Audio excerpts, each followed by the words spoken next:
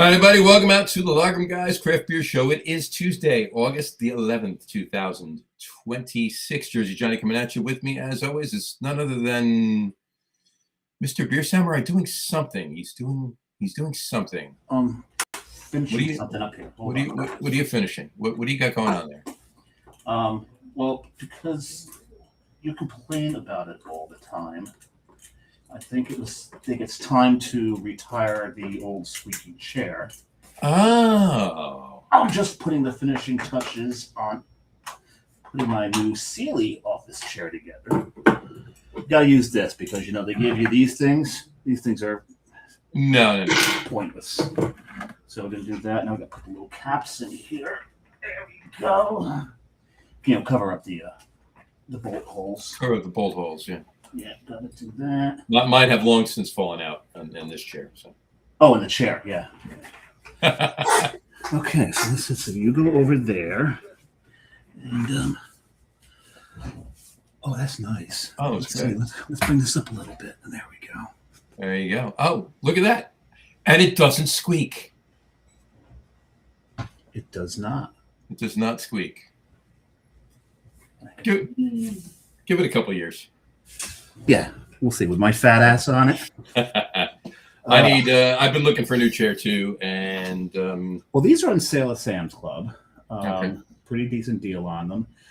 They're rated up to 275 pounds, so good. Mm-hmm. Depends on how much I eat and drink over the next week to see if I stay there. So doing all right. Doing all right. All right. Well. So that's what you were referring to before, and you said, got a little surprise for you on the beginning of the show. So. Yeah, it showed up today, so I had it mostly put together. I like this. This is nice. Nice. I'm sitting pretty. Sitting pretty. Oh, so that's what that refers to. That's what it. All right. I like this. Now it all comes together. I get it now. I want to tilt a little bit. The tilt's a little off. For those of you just listening to the audio podcast, Dave's tagline under his name today is "Sitting Pretty."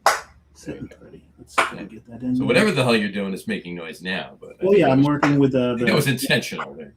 That's intentional. That's part of the what you call it. I'm trying to lock the tilt. It's not too bad. That's not too bad at all. Okay. Get out of here. What are you gonna do with that? What are we on the 6th floor? Are you gonna just toss it? Possibly out the window. Maybe. We'll see. Possibly, maybe out the window. Actually, you put anything in our lobby, it'll disappear in an hour. Well, yeah. I was gonna say, bring it downstairs and let someone at it. There you go. Yep. That's the way it works. Exactly. So how are you this fine evening? I am old chairless and old computerless, so you're way ahead of me in a couple of things. So sooner or later, I will fix those and adjust those. That's a strange nickname, old chairless. Old chairless. You said you're old chairless, or old computer and old computer and old chair. Yeah, I got you. Yeah, gotcha. Well, I thought you were referring to the old tree comment in my tag. Oh, okay. Well, you feel like an old tree? And occasionally I do feel like an old tree. So, well, we haven't heard Lucky, so you don't have a bark. I don't have anything to worry about in that case. I'm not a fire hydrant either. If you were going in there. Right. Well, anyway, on that note, speaking of eating. What? Speaking of eating. Wow, that's it's the worst segue ever. A forced segue. It was a forced segue. And speaking of eating, happy National Panini Day. Panini Day. And can I go on a little rant here? I would like you to. Go ahead. I've been waiting for this. Because in this country, we call it one single sandwich a panini. And a panini is actually panini means sandwiches. Plural sandwiches. Yes, it is plural. A panino is a sandwich. Right. So just saying. He's Dave is getting his Italian up, even though he's not Italian. But that's the always we do the same thing with biscotti. Mm-hmm. Right? That's cookies, multiple cookies. Biscotto is one. Mm-hmm. And it just means cookies. It doesn't mean the ones that you get with espresso. Mm-hmm. Those are cantucci. Right. So There you go. we just like being wrong. Welcome out to the Italian language episode. Yes. Of the Lager Room Guys Craft Beer Podcast. In any event, to those who celebrate, happy National Panini Day, whatever you to. And it is also Playing the Sand Day. Happy Playing the Sand Day. Playing the Sand Day. Well, you're supposed to put the other one up first, and then we're supposed to segue into. I figure we segue into the other one from this. I guess either way could have worked. Yeah, either way it works, I guess. But yeah, because there was a little story with my daughter, who, when she was a child, she loved being in the sand. Mm-hmm. The second she hit the sand on the beach, she would plop down. You couldn't move her from that. She'd be digging in it, doing all kinds of things, making little things. And that now today, and she just started school yesterday. She's in Florida, and now these days she wants to be in the mountains. Well, there you go. Well, there you have it. Being in Florida will do that to you, I suppose. My kids still. My kids still love the sand. They come down all they can to be on the sand down the block over here. So no, I think there's just too much sand in Florida for her liking. And when the highest elevation is basically one of those landfill mounds in the state. Yeah, I guess you're gonna miss mountains at that point. Yeah. So. Well, that leads us to Happy National Sons and Daughters Day, of which we both have a plethora, and of which we both are. Well, yeah, it just makes, it's logical. It just goes without saying. Yeah, kind of, everyone is a son or a daughter. Unless you're created in a test tube or something like that. This is true. Well, then isn't the test tube your... I don't think so. I guess there's got to be a donor somewhere along the line. And, Danny DeVito and Arnold Schwarzenegger had 6 fathers, right? In twins, yes. In twins, yeah. Right. And, that there's a story where Danny DeVito, he shows up at Schwarzenegger's trailer. No, invites him over to his trailer. He's made him food and all that. He made him some good food. He said, you always give me these good cigars. Yeah. And he gives him a cigar. Arnie didn't know it was laced with marijuana. Yeah. So then he goes to do his scenes and he can't remember a damn line. He got him. And he said, I didn't realize what was happening until Danny looks at me and goes, good cigar, huh? Good cigar, huh? Yeah. Danny got him. Yep. Danny got him. All right. I don't know about you, but I'm thirsty. I is. All right. Let's bring our guest on because we have to do that first. We do have a guest, and that'll lead into our beers. Exactly. Please welcome to the show Mr. Jim Bauckman from Elder Pine Brewing in Gaithersburg, Maryland. How are you, Jim? I'm well, gentlemen. Thank you for having me. Thank you for coming on. Appreciate nice to meet you. And you as well. Absolutely. How are you on this fine Tuesday evening? I'm doing quite well. I'm recovering from a pretty grueling day in a hot brewery, but we're having a great evening and enjoying a nice cold smoked festival lager and having a lovely evening doing it. Very nice. And which smoked festival lager would that be? This is a new release from Elder Pine. It's called Smoke Fest. Actually sold very quickly for us, and we are unfortunately out of cans in our tasting room, but I managed to have a few tucked away in my beer fridge and figured tonight was the right night for it. That's a perfect night for it. Absolutely. I actually do have one smoked beer from you. I have to not to have it tonight. I will have it soon on a show, but I think I've had that one. No, not that one. Oh, different one. The other one. Yeah, the smoked stout, the Sempiternal. Oh yeah, what a good choice. Oh, toast jelly. Yeah, so that's going to be good. I'll have that on a show. I'll have that on a show soon. But I have another. Dave, what are you having first? Me? Yeah. Well, it's one that you gave me, and it is from Elder Pine. And this is a Scottish style wheat heavy. This is Loch Kelpie. There you go. What a great release. Yeah, so I'm starting. I'm looking forward to having that. He's starting with that. I'm starting with an 8.8, and you'll learn why. I'm only having 2 beers. I'll never learn why.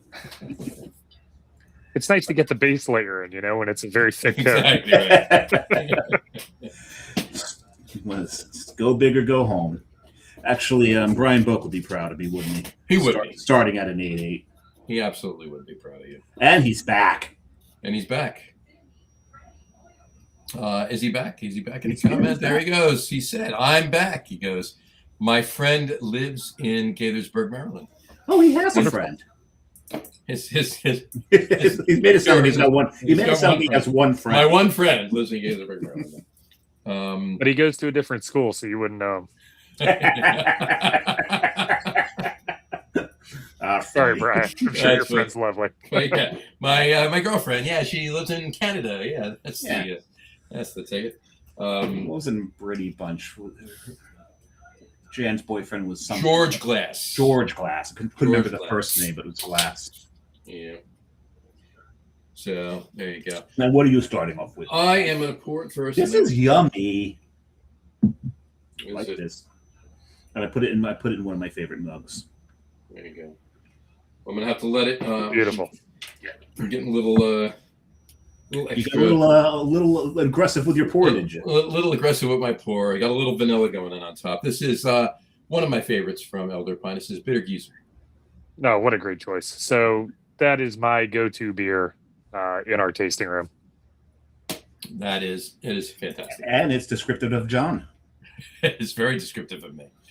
Not just feel like an old tree. Sometimes I am a bitter geezer. No, I'm kidding. It's a bitter geezer. Well, later in our conversation, I've got some fun news for you about bitter geezer. So I'm looking forward to letting you in on the secret. That's awesome. I can't wait.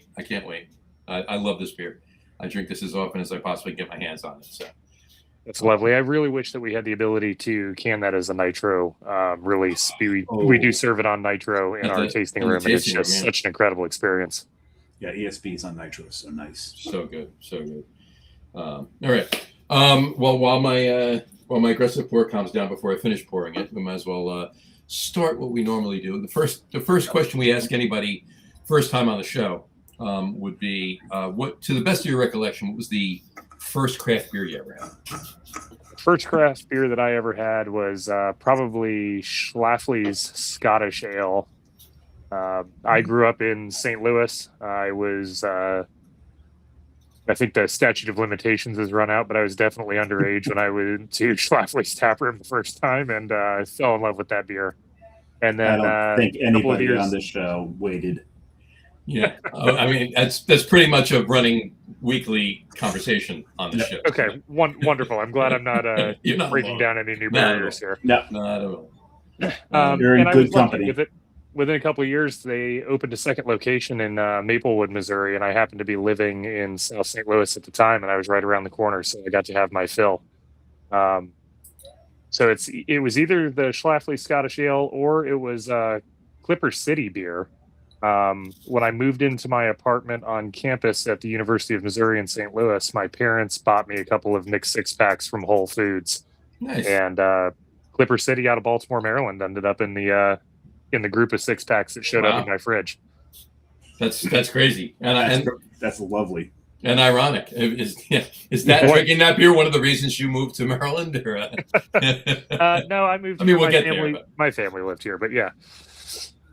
There you go. Pause on that for 1 second. And this is the reason Brian would be happy about Dave. Brian's first beer tonight is Manafurkin's Vitamin Beer. Oh, I thought he was saying that was the first beer he ever had. I'm like, no, Manafurkin wasn't open when you started drinking, Brian. Well, I mean, it could have been the first beer ever had. First beer of the night, I guess. First beer of the night. Right, exactly.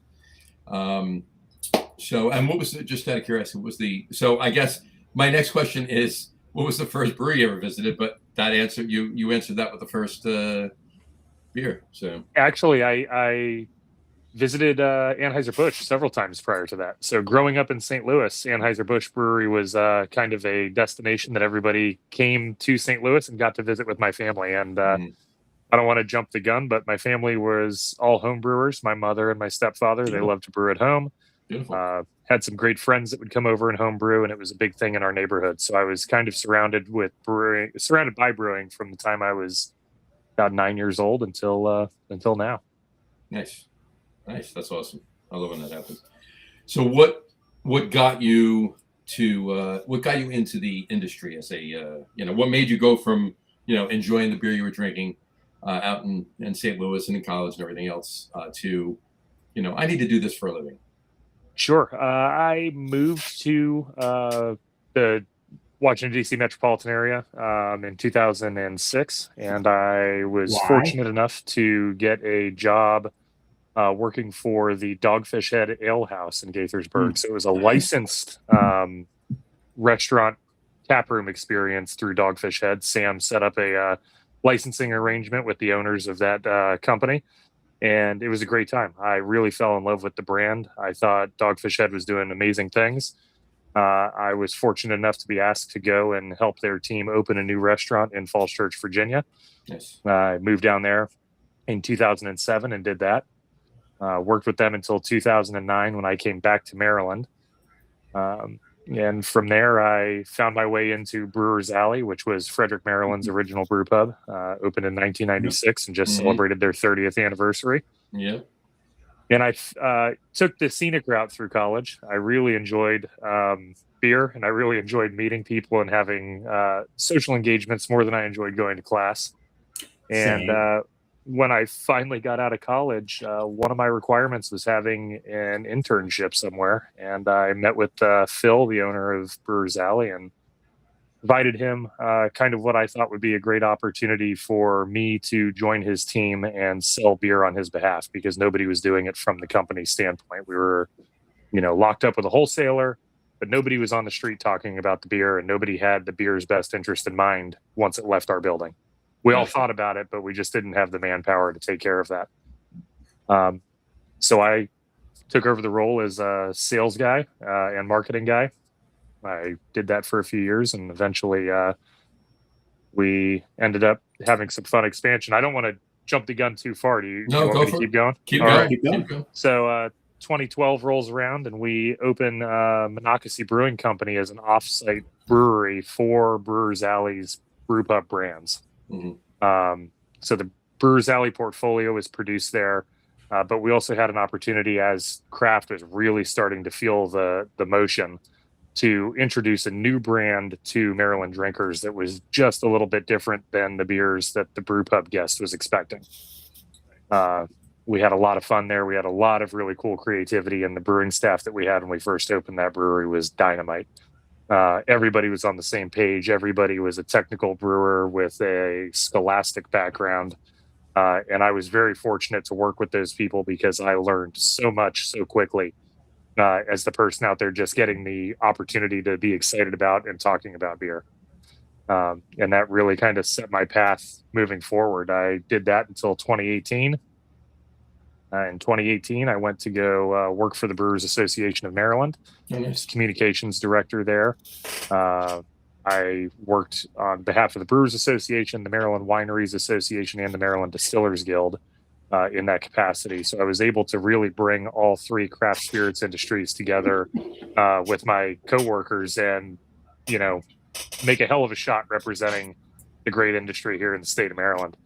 John might be able to drink his beer by the top threes. I'm good. What was your Jim? What was your major in college? My major was international business and marketing. So you wow! You actually used your degree. I do, and I'm very fortunate that I get to say that. And I was able to. They say sometimes it's the right place at the right time, and I think that I just had enough of an idea when I asked Phil for that opportunity. That it made sense to him and it made sense in my mind, and it really put me on a trajectory that I am very thankful for. That's awesome. That's awesome. And on a separate note, 2 weeks from tonight, Monocacy is actually going to be on the show. Are you having Carl on? Well, Lindsay's coming on, and she's not sure if Carl's coming on with her, but she's bringing somebody else on with her. So. Lindsay's one of my favorite people in craft beer in Frederick. She's great. Yeah, she's fantastic. So. Early shout out to Lindsay. We'll bring it up in 2 weeks. We'll let her know. Yep. And then, unless she watches before, then she knows. There you go. So, all good. Well, you'll have a wonderful chat with them. But yeah, after a couple of years at Brewers Association and Maryland Wine and Maryland Distillers Guild, the company that I was with, unfortunately, was forced to close down. Our CEO was made Maryland's Secretary of Agriculture. And because he owned the company and we were benefiting from grants in the state, he was unable to keep the company open and serve under the current governor. So that conflict of interest and those ethics really make a difference. And he unfortunately had to close the company, and we didn't have anybody who quite could take over the company at the time that understood really what we did. So we kind of all went and licked our wounds a little bit and retreated just a touch to make sure that we were going to be in a position to best serve everyone we needed. And I opted to open my own consulting company on the side, and reached out to my friend George at Elder Pine and said, look, man, I'm in a situation I never thought I'd be in. I found myself without a job right before the holidays. And if you ever have anybody coming through your tap room, I think I'm ready to bail on the industry. And please forward my resume to anyone you might know. And about 3 days later, I got a phone call from George asking if I'd be ready to meet with him and his partners because they'd like me to come and interview to be the operations manager at Elder Pine and stay in the industry. Everything happens for a reason. That's nice. So, yeah, I couldn't be more fortunate in any of the situations that I have found myself. And here I am. It's been just over 3.5 years. I absolutely love the team that I work with. I get to represent some of the best beer in the state of Maryland, and looking forward to every new day ahead of us to put out more great beer and more fun stories. And it's a fantastic place, and the beer is spot on. It's so good. Been drinking the beer for quite some time, and I can honestly say it's some of the best beer. It's right up there with anything. I can put it up against anything, and I'm not blowing smoke up your ass. I seriously mean that. Yeah, when I was when I allowed myself the expenditure to be on Tavor anytime an Elder Pine came up, like want that, like, and unlike John, I'd always get at least 2 of them. John, well, no, one of the very few beers that I order on Tavor that I get more than one of is Bitter Geezer. Yeah, but normally what John does, he's like one, and be like, wow, why didn't I get 2 of those? He does it. Well, after the second time I ordered Bitter Geezer and I only got 1 of them, and so the third time I'm getting 4 of these. 4, yeah. Yeah. Or just drive down to Gaithersburg and I was going to say you're not far enough away that I'm hearing many excuses why you can't just come see us. I mean, let's put it this way: it can be a day trip. It's people have driven to Treehouse from here. I'm closer to you than I am to Treehouse. So yeah, I'm closer to Treehouse than you, though. This is true. You were right. The middle is probably right in between you and I. So. But the reason I always get 2 beers, John, is actually because of this show. Because I'll get 1 to share with Carrie, whose birthday is Thursday, by the way. Figured I'd mention that. Her birthday is Thursday. Yes, it is. And then 1 to drink on the show. So there you go. It's a wonderfully thought out and logical reason to have 2 of every beer. Yeah, you have to. Well, you see, I used to do that, not necessarily on Tavor, but I used to do that. I used to get 2. 1 for myself and 1 to split with Jess. But I have so much beer here, she doesn't care if she gets any. She just doesn't want me to order it. Yeah, we're the same way now. Do you get enough to share with Lucky? And Lucky has his own. Okay. And there he is right there. So you can hear him in the background. It's my neighbor's German Shepherd. He always makes an appearance on the show about 7:15 on Tuesday nights. So. My wife and I got a German Shepherd during COVID, and I was doing a video podcast regularly for the Brewers Association every Friday called Fermented Fridays, where we would bring out Maryland breweries. We'd talk about what they had going on. We were trying to promote the idea of purchasing beer and taking it home or getting it delivered. And we got a COVID puppy who happens to be a German Shepherd, and she made several appearances on our Fermented Fridays. You even had the door closed and locked, and somehow knows she got That's it. right. Yep. Now they have a lockpick kit and all that good stuff. They come with it. What was her name? What's her name? My German Shepherd's name is Scout. Scout. It's a great name for a shepherd. Yeah, she's a wonderful dog. I'll see if Lucky wants to take a ride. Needs a girlfriend. We got a comment from who's this? Dave, Matt something or other. I'm not quite sure how to pronounce it. Potency. Matt Potensky says Elder Pine is his favorite brewery in Maryland. He says he has I have successfully visited Elder Pine 2 of my 3 tries. He failed one apparently. I love that. That's weird that his profile picture doesn't come up when you throw the comment up. No, it doesn't, does it? Yeah, it does. Oh, I don't see it on this end. Yeah, it's right there. He's there. I don't see it. That's weird. Jim, do you see it? I see Matt's name, certainly, yeah. Do you see with his a little, I see a Facebook profile picture, it looks There like. you go, yeah. Was it just the Facebook thing, or do you see his actual profile picture? There's a profile picture behind it. Yeah, see, I don't see that. That's very strange. That is strange. Maybe it's a preference on your end. Could be. Oh, that's right. I forgot I blocked Matt. I was going to say, he's already blocked you. You blocked Matt. Did you block Matt? No, I didn't. You did not block Matt. No. Whatchamacallit? He Matt did tell me, I think it was the first time he tried to go to Elder Pine. You guys were having a private event, so he couldn't get in. So that's the one he's referring to, but he didn't. And Brian Boak said, I see the profile picture. Which is weird because I don't see Brian's profile pic there or on the chat screen, but I see everything else on the chat screen. Yeah, Brian's is there, Matt's there, everything's there. It's weird. It's all of a sudden now I'm not seeing any profile pics. Strange. So I'm busy closing. I was wrong. He says, Matt says, no, I drove all the way there from DC and that was it. It was a plumbing issue. Oh, you were close. Yeah, so Matt, my apologies. That does happen to be one of the flaws of operating on an agricultural property. Our septic system sometimes cannot handle the load of all of our endeavors in the brew house and from our guests. That said, we've kind of updated our bathroom situation and have plans in place that should prevent that, but we've had to deal with that on more than one occasion. Gotcha. I think Source has gone through that a couple of times too, Dave, right? I believe. Source? Source, yeah, because they have a septic system over there in Coltsneck too. I've never seen. Fairly certain. Could be, I could be wrong, but I'm fairly certain. Or at least had an issue, and now they don't. It was early on, maybe. It's just because Jeremy had gone to Taco Bell. That's all. It could be. That could be the reason. Yeah, but Matt's a huge Elder Pine fan. That's definitely for sure. And by the way, Brian Boak said vitamin B, not vitamin beer. There you go. So his bracket is called vitamin B. And I get it, BEE. Let's see what he did there with the bracket. Anyway, there's some really friggin' strange things going on. Your interface is not interfacing correctly, I'm assuming. It is not. Now I'm seeing for. Never mind. Matt said, "No worries. That was his second time there, and made it there again for a third day." So good. Well, we welcome Matt anytime he wants to come by. Absolutely.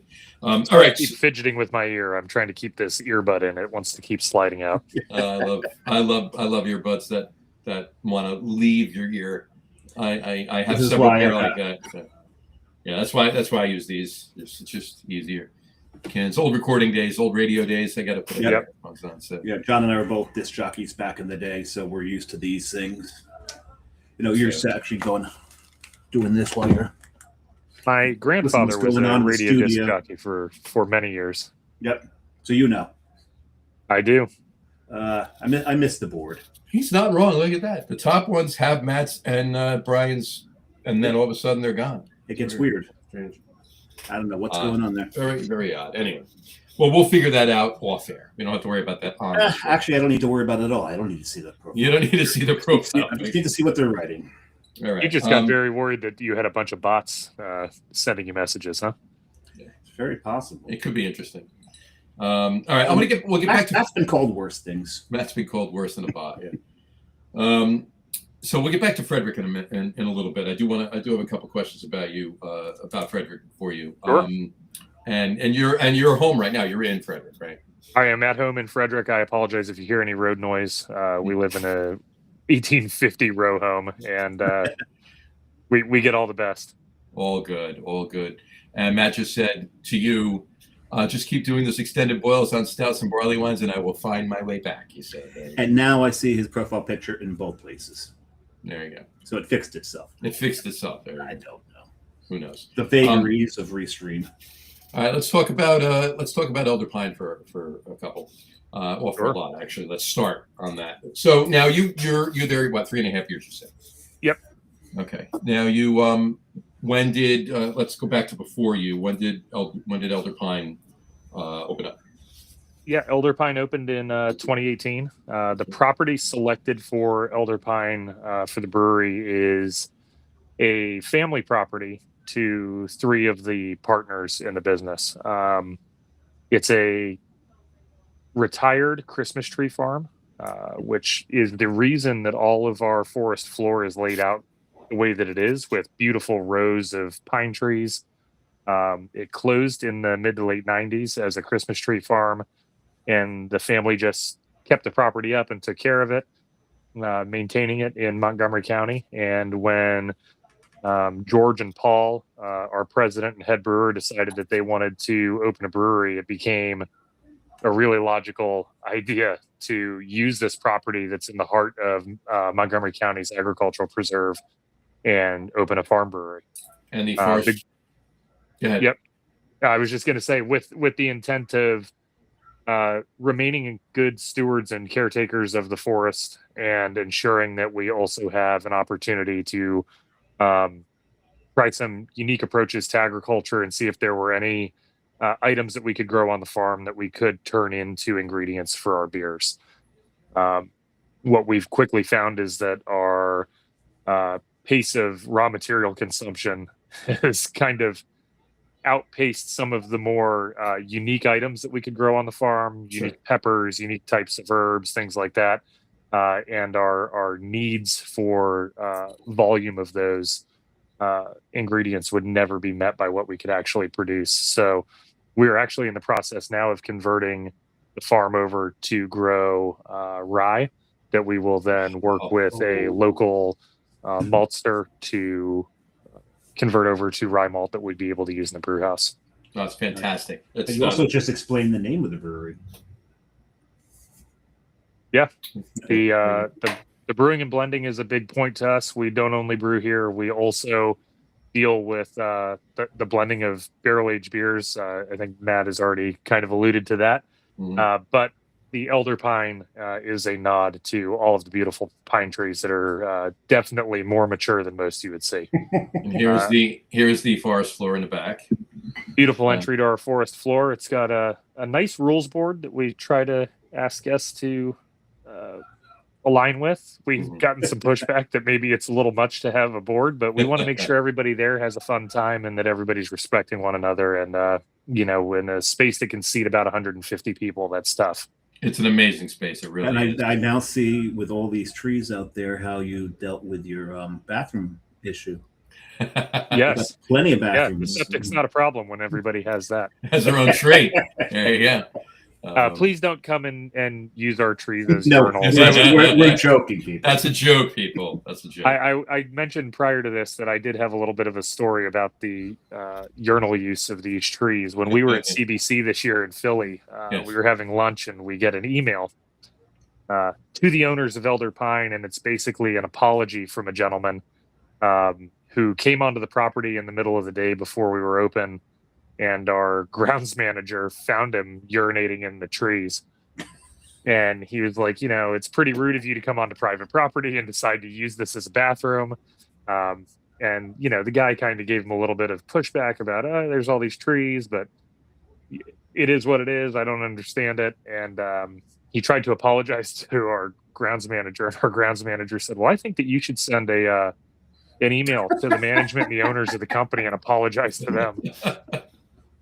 So it was probably the best play I've ever seen, and I don't think any of us had ever laughed quite as hard as when we opened that email. And this guy said, your grounds dude told me to send you guys an email and apologize. That would have been a fantastic story to get, especially at CBC, because no drinking goes on at CBC. No.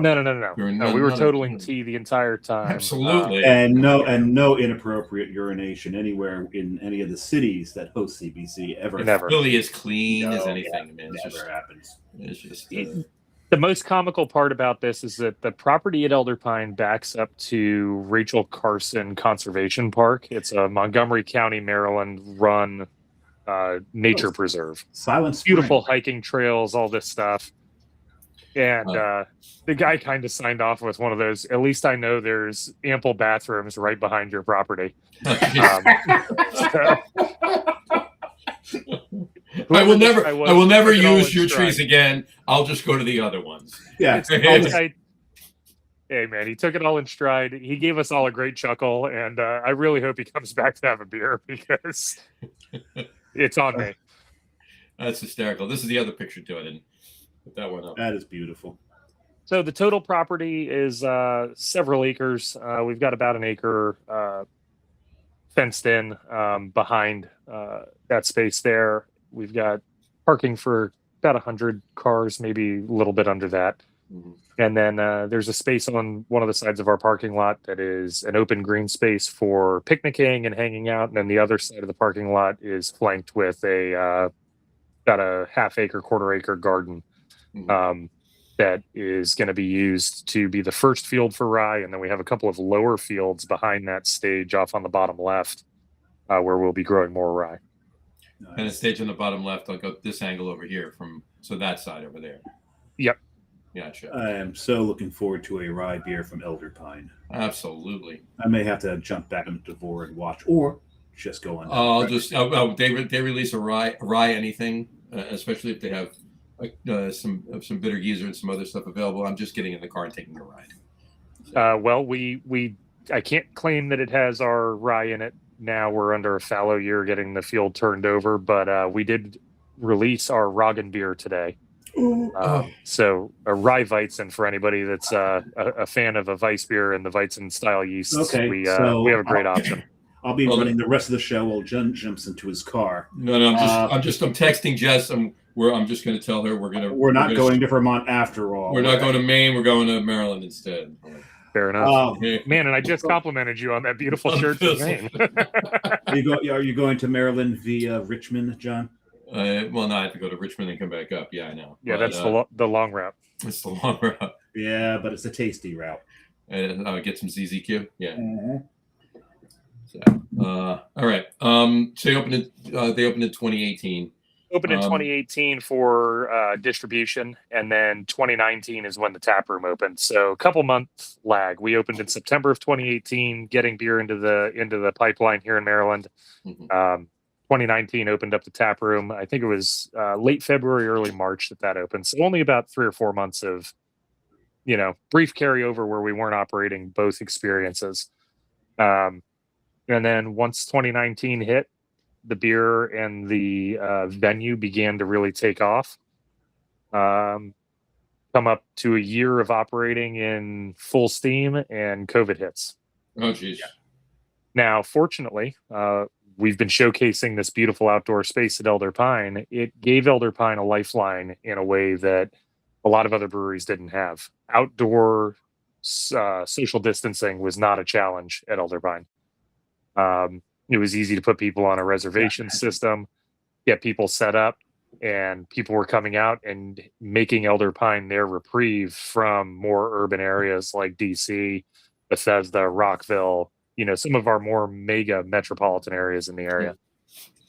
And that really turned into an opportunity to convert a lot of people who were kind of shocked by what was going on in the world into people who were really happy to have a place like Elder Pine and to make them longtime guests.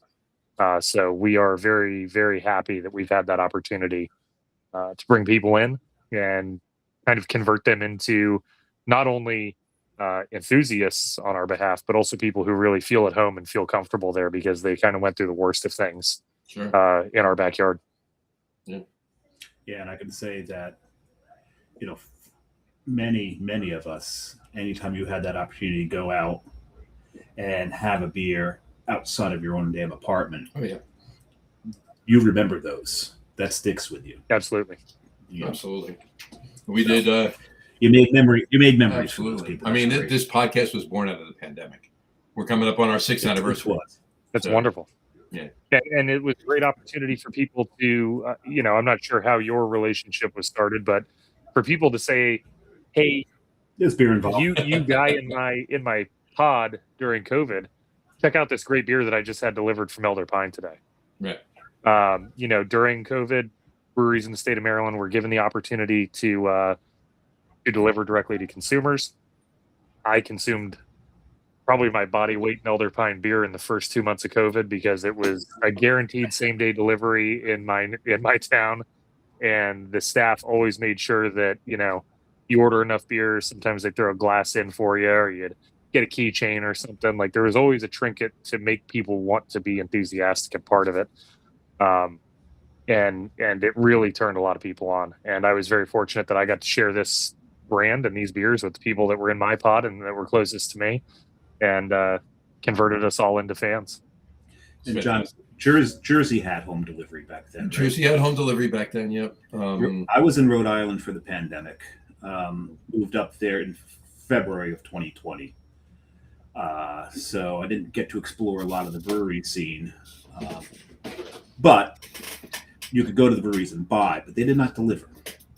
There was no delivery, and it was a long time before they even opened up to the 6 foot different distance for eating either outdoors or even indoors.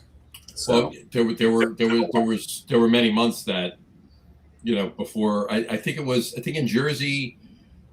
I'm not speaking for Rhode Island, but I think in Jersey it was July, late June, early July, where they opened up, outdoor space, 6 feet apart, so forth and so on. So bars opened up in the parking lot. It may have been a little later for Rhode Island because we had a big issue with the people in Newport. The people in Newport weren't listening whatsoever to anything, to the point where our governor at the time, I can't remember her name, but she was very, very famously quoted saying, "Knock it off." And I've got a couple of shirts that say "Knock it off." And actually one of the breweries there made a beer called "Knock It Off." And what brewery was that? Unfortunately, didn't they announce they're closing? Which brewery? Why am I blanking on their name? By the airport. Oh, Proclamation. Yeah, Proc. Proc's closing, yes. Yeah, Proc is closing. They haven't been the same since their owner passed. Since Dave passed away. So, but yeah, they did a collab with a store that does all kinds of funny things. So the store made the shirts, they did the beer, and they did a double and they did a triple. Nice. Double X and triple X? No, double IPA and triple IPA. I just figured great callback. I had to do that. But I had to do that. All right, we got another comment really quick here. And it is from Matt. He goes, the otter in the rye, way amazing. Otter in the rye. Matt, I was this close to having an otter in the rye on this chat this afternoon, but I decided that a barley wine was not going to suit me well after the day I've had. Funny you should mention. Funny you should mention a barley wine there, Jim. So this will be my second beer, and this is from Barreled Souls, and this is their barley wine called Resistance, with vanilla and black currant in it. Madagascar vanilla. Pardon me. There you go. Oh boy, this one. Hey John, apparently it's active beer night. Yes. It might just be the humidity in Jersey, I think. That wasn't an over pour. That's just it. It's active in there. Nice. There you go. That's as many of their beers tend to be. We're gonna let that settle down. Look, there's a lot of fruit in that beer, so yes. It's not shocking that you're going to get that. Mine was just a heavy pour, and then I was trying to get it to settle down, and I was too aggressive. I was too jumping the gun, waiting for it to go down because I wanted to drink it. So anticipation. I could do a Carly Simon thing tonight. When that. So all right. Mockingbird. Yeah. Sorry. There you go. She said Carly Simon. I will sing along, so please. Do you know Mockingbird? If that Mockingbird don't sing, come on, man. You're gonna do the James Taylor portion. I'll do the Carly. So, 2020 was a great time for Elder Pine. It kind of gave the brewery and the brand an opportunity to become part of the next kind of sweeping change of what was going on with Maryland beer. We had a lot of breweries kind of open in that same 2018 to 2020 timeframe that get a lot of notoriety now. Sapwood opened, which we're very, very happy that we have colleagues like them around. We have our friends over at Crooked Crab that came open. Sure. And it was just wonderful to see this kind of explosion of new breweries that were really kind of going out on the edge and taking chances with things. Elder Pine is not a brewery that is only producing traditional styles of beer. We kind of push the envelope with the traditions that we do explore. And we're happy to have peers that are doing the same thing. And it puts us in good company when it comes to the overall Maryland beer experience. And that's one of the things that we're very fortunate to have as breweries. We're also very fortunate to have a very great hyper-local experience in our little neighborhood. We've got Waradaka, we've got the Brookville Beer Farm, and we have Lone Oak Brewing, all within a stone's throw of our property. And any guest that wants to come out and explore Elder Pine is always encouraged to go visit our neighbors. To go visit the others, absolutely. John, And that's the way it should be. Mine settled down a lot quicker than yours. Well, it did. Well, that's because you gave it time. I didn't. No, actually, I tried to do what you did by pouring more to see if that would settle it down. It actually did settle. And it worked. Down. There you go. That's different between a barley wine and an ESB. I guess. ESB. Yeah, bitter. There you go. My second beer. I have this hazy New England style IPA.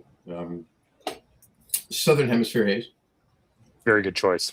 There you Has go. that got A and Z hops in there, or Aussie and New Zealand hops? Is that what It does. name is?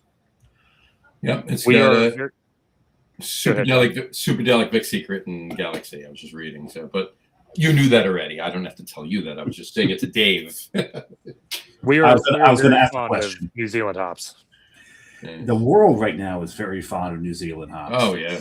It's we go someplace and there's a New Zealand Pilsner on, and Carrie's definitely ordering that, or and if not, if there's an IPA on, just gonna go that way. Well, that was the other Elder Pine I have that I'm not drinking on the show tonight. That's the New Zealand Pilsner, the Isostatic Rebound. So, Lovely choice. so I'll have that on the show in the next couple of weeks too. Very cool name. Isostatic Rebound.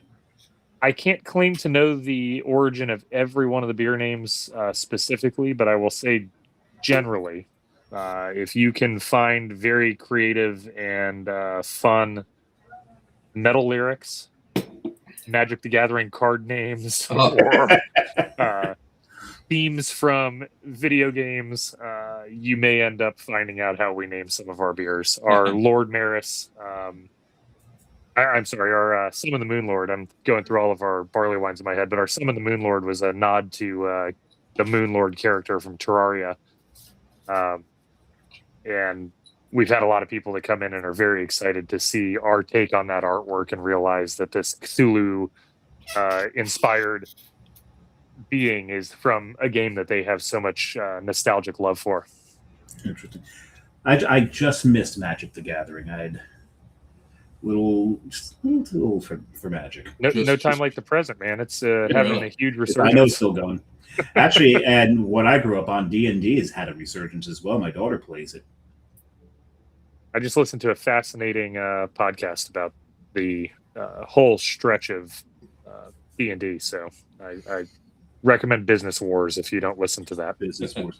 I started playing when it was just before it was D&D, before it was D&D, and just came in the box. And you actually came with the little crayons so you could color in the numbers on the dice. Smart move. That's so old. You gotta love it. This is interesting. I was going to say, how is that? This is fantastic. I had this at the brewery, so the currants really, really do come out in this.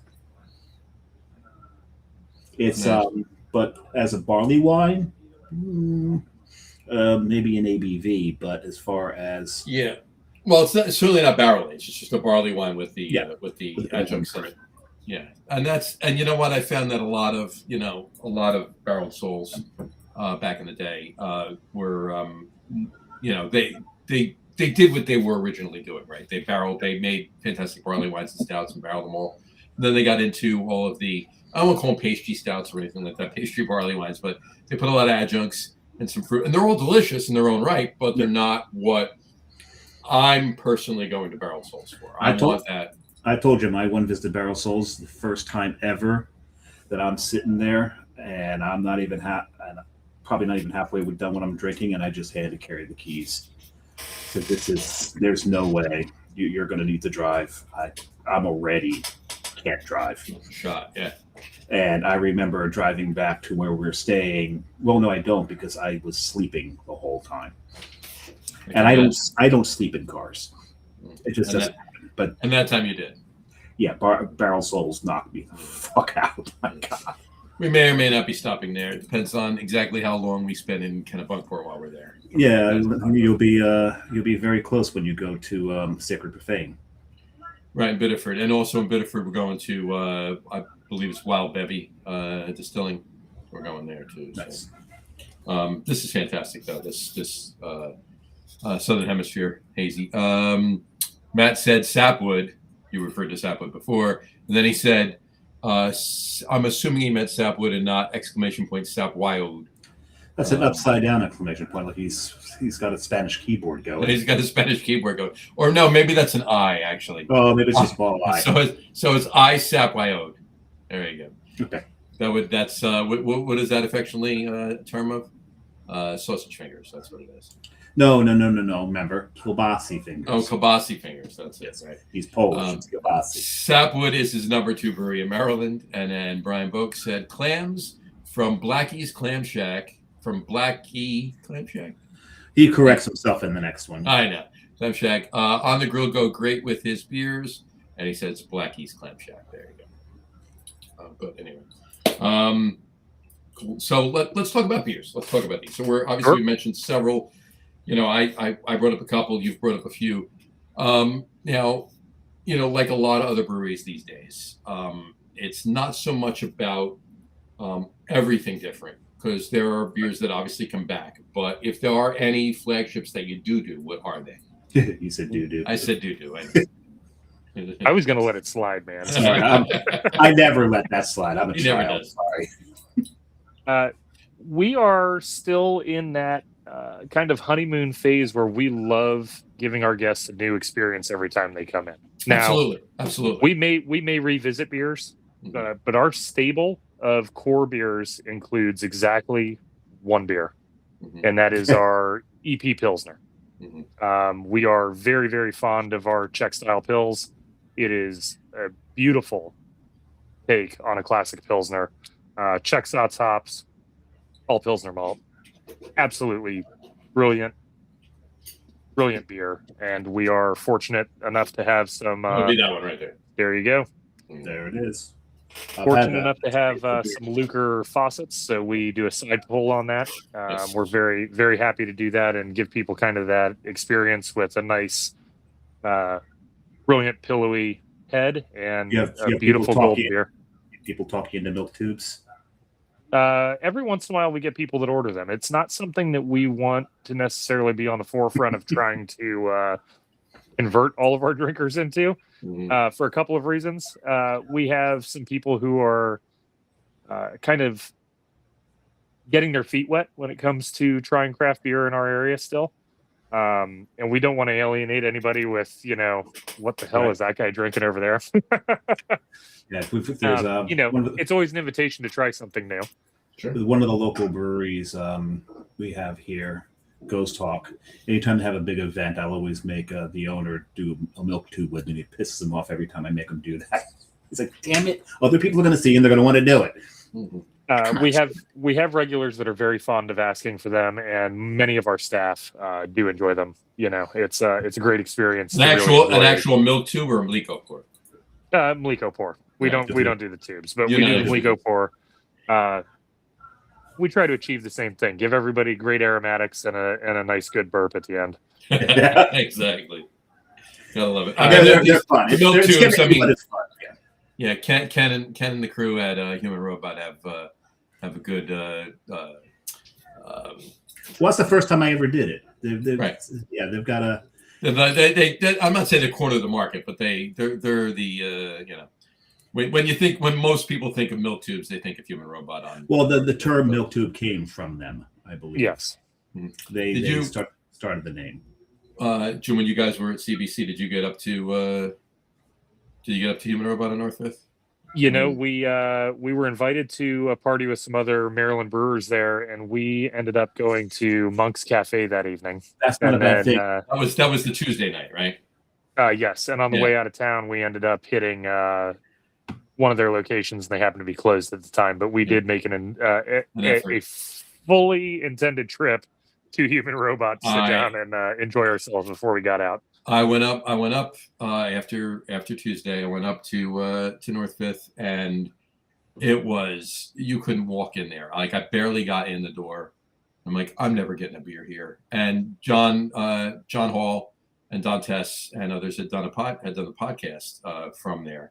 And John was walking out. And he says, "You honestly think you honestly going to try to get in here?" I was like, "No."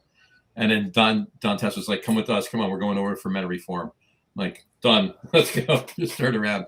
I would have loved to have stayed there, but there was no way. It would have taken me an hour and a half to get one beer.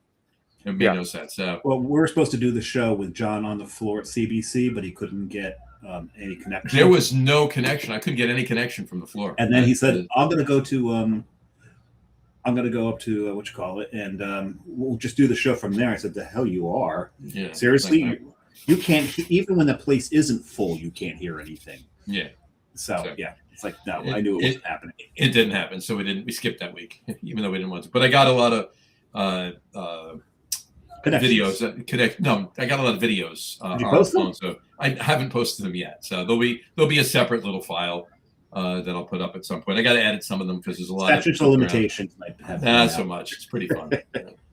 Anyway. Yeah, you're almost 4 months behind, man. Yeah. I know. Well, we've had other shows every week since, so it's fair enough. So have you brewed anything?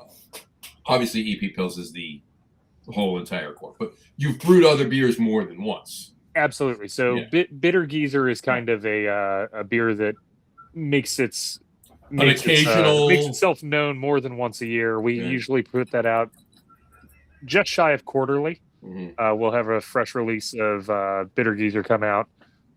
We like to give it a little bit of spacing, make sure that it's not building up on shelves anywhere, because an ESB is not necessarily everybody's first choice when they walk into their local beer retailer. One of those beers that takes a little coaching to understand what it is, maybe get over the name bitter, kind of really come to grips with what style you're having.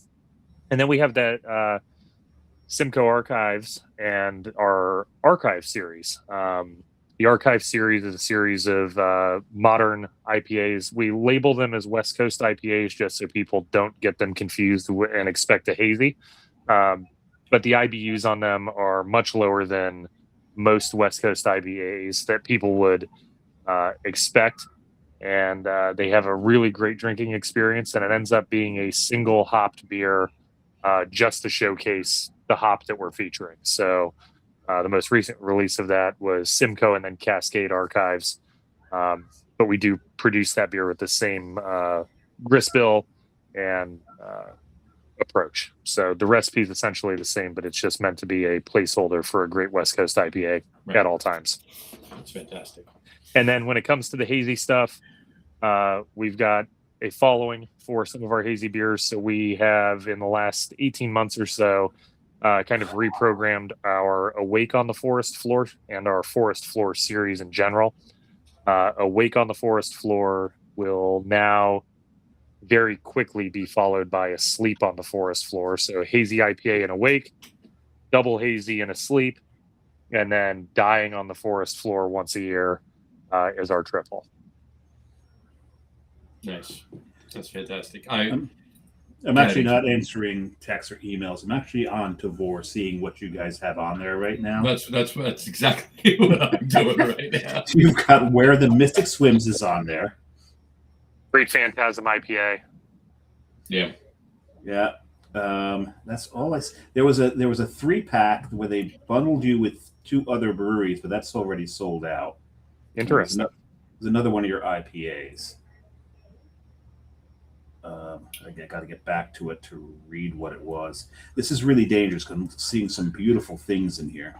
I was like, that was the other thing. I had it. Can't say recently, but recently enough, I still had a can of Empirematic. Oh yeah, I actually had that in my list of fun beers to talk about because we recently put out. I was telling you I've been enjoying the Smoke Fest this evening, but we put out a Polish Grodzickia at the same time as the Smoke Fest. So we had these two beautiful smoked beers, and I wanted to bring up that we kind of go deep with the smoked options. We have Imperimatic, we've got Sempiternal, and then we've got Yarkaruk, our smoked Norwegian ale. So really cool take on smoked beers. I don't think that we take a heavy hand when it comes to using smoked malt. We do really love the flavor profiles as a team, though. And we have a lot of really enthusiastic guests that just get behind those beers and really want to try them all, and they're not afraid to. I've had Imprimatic. That's a fantastic beer. I think I have that on the Rock Beer Show. You did. So did I. Yeah, I had a couple of those. We do with John Hall. We do in January every year. We do it This Week in Rock Beer Show. Love it. So your beer has one of your smoked. So maybe we could if we put a few of them, depending on what they have available. If we put a few of them together, maybe we bring Jim on as a guest with John on the. If we can get some Elder Pine stuff, that'd be awesome. Let me see what we can make happen for you. Problem with that. There you go. I can. And then kind of using the beer that we produce as a springboard for kind of just an example of what our portfolio can look like throughout the year. Every year for our anniversary, which happens to be the third week of September, we put out a really intriguing lineup of offerings. So we're about to celebrate our 8th anniversary, September 18th through the 20th in our tasting room. Mm-hmm. We have 3 really great beers coming out that I want to talk about tonight. One of them, John, this will make you happy, is Elder Geezer. We have taken the Bitter Geezer recipe and stepped it up to a 24-hour boil English barley wine. Oh no, you didn't. All right. Yeah, we did. All right, I'm coming down. September 18th through the 20th. Put it on your calendar. I still have some time off this year. I'm really looking forward to this release. Paul and Mike really know what they're doing when it comes to dialing in our barley wines and releasing a fantastic product. These will be available for pre-order starting on September 4th. And then we'll be able to get people in and give them the opportunity to pick their beers up starting on the 18th. We're putting out a brand new release. This is going to be kind of the anniversary release itself. Is called Graveyard. It's a Munich style Dunkel lager. And then we're bringing out this year's version of our barrel aged Tmave Pivo.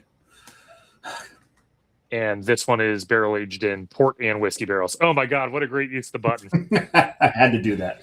You had to do that. You missed it, John. I did miss it. I'll look at it again. It was a supreme close-up. Now, what was the name of the Munich Dunkel? Graveyard, because I've had Dunkelwood. Yes, Dunkelwood's great. Graveyard would be a great beer to pour into this. Yes, it would. Yes, it would. And then we're stoked on some of our recent releases. I told you guys this. I was recovering from a pretty miserable day. We had a really fun time with a conveyor motor failing on our canning line this afternoon, right in the run of our Roggen beer. So that was great. But we just released that. We've got that Rye Weizen out.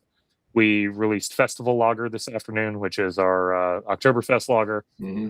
And then in 2 weeks, we're releasing Autumn Awaits, which is our Märzen. And I've had Autumn Awaits. I love Autumn Awaits. So we are geared up for fall beer drinking and are looking forward to cooler days.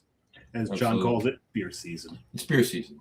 That's right. I call it like from basically now within the next couple of weeks through New Year's, I call it beer season. But in reality, beer season starts on St. Patrick's Day and goes straight through to the day before St. Patrick's Day. That's right. So. That's right. I would agree with that. Yeah. Spring drinking is always a good time if you can find the great beers that pair with the season. Absolutely. Yeah. Autumn Awaits is fantastic though. It's great beer. So I got there's a bunch that I have to I'll have to pre-order it. If for nothing else, I'll have to take a ride. I'll have to leave early in the morning on the 20th, drive down, hang out for a while, and then fair enough. Bring somebody to drive me home. Hey, the BWI Amtrak drop off isn't too far away from our brewery. There you go. That's Just have good to know. just take an Uber or Lyft over, and That's right. Give everybody an opportunity to take the train and slow down the pace a little bit. I used to work for Amtrak in DC.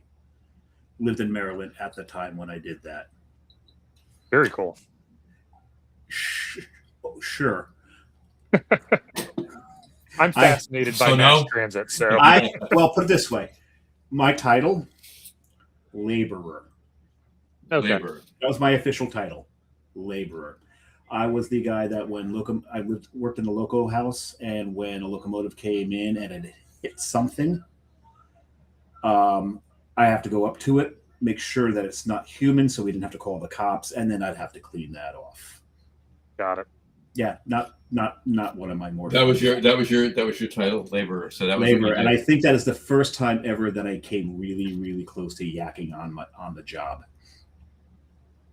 I won't get into the details on. Yeah, you don't have to. What you said is enough. I think. Yeah, I think we get the picture.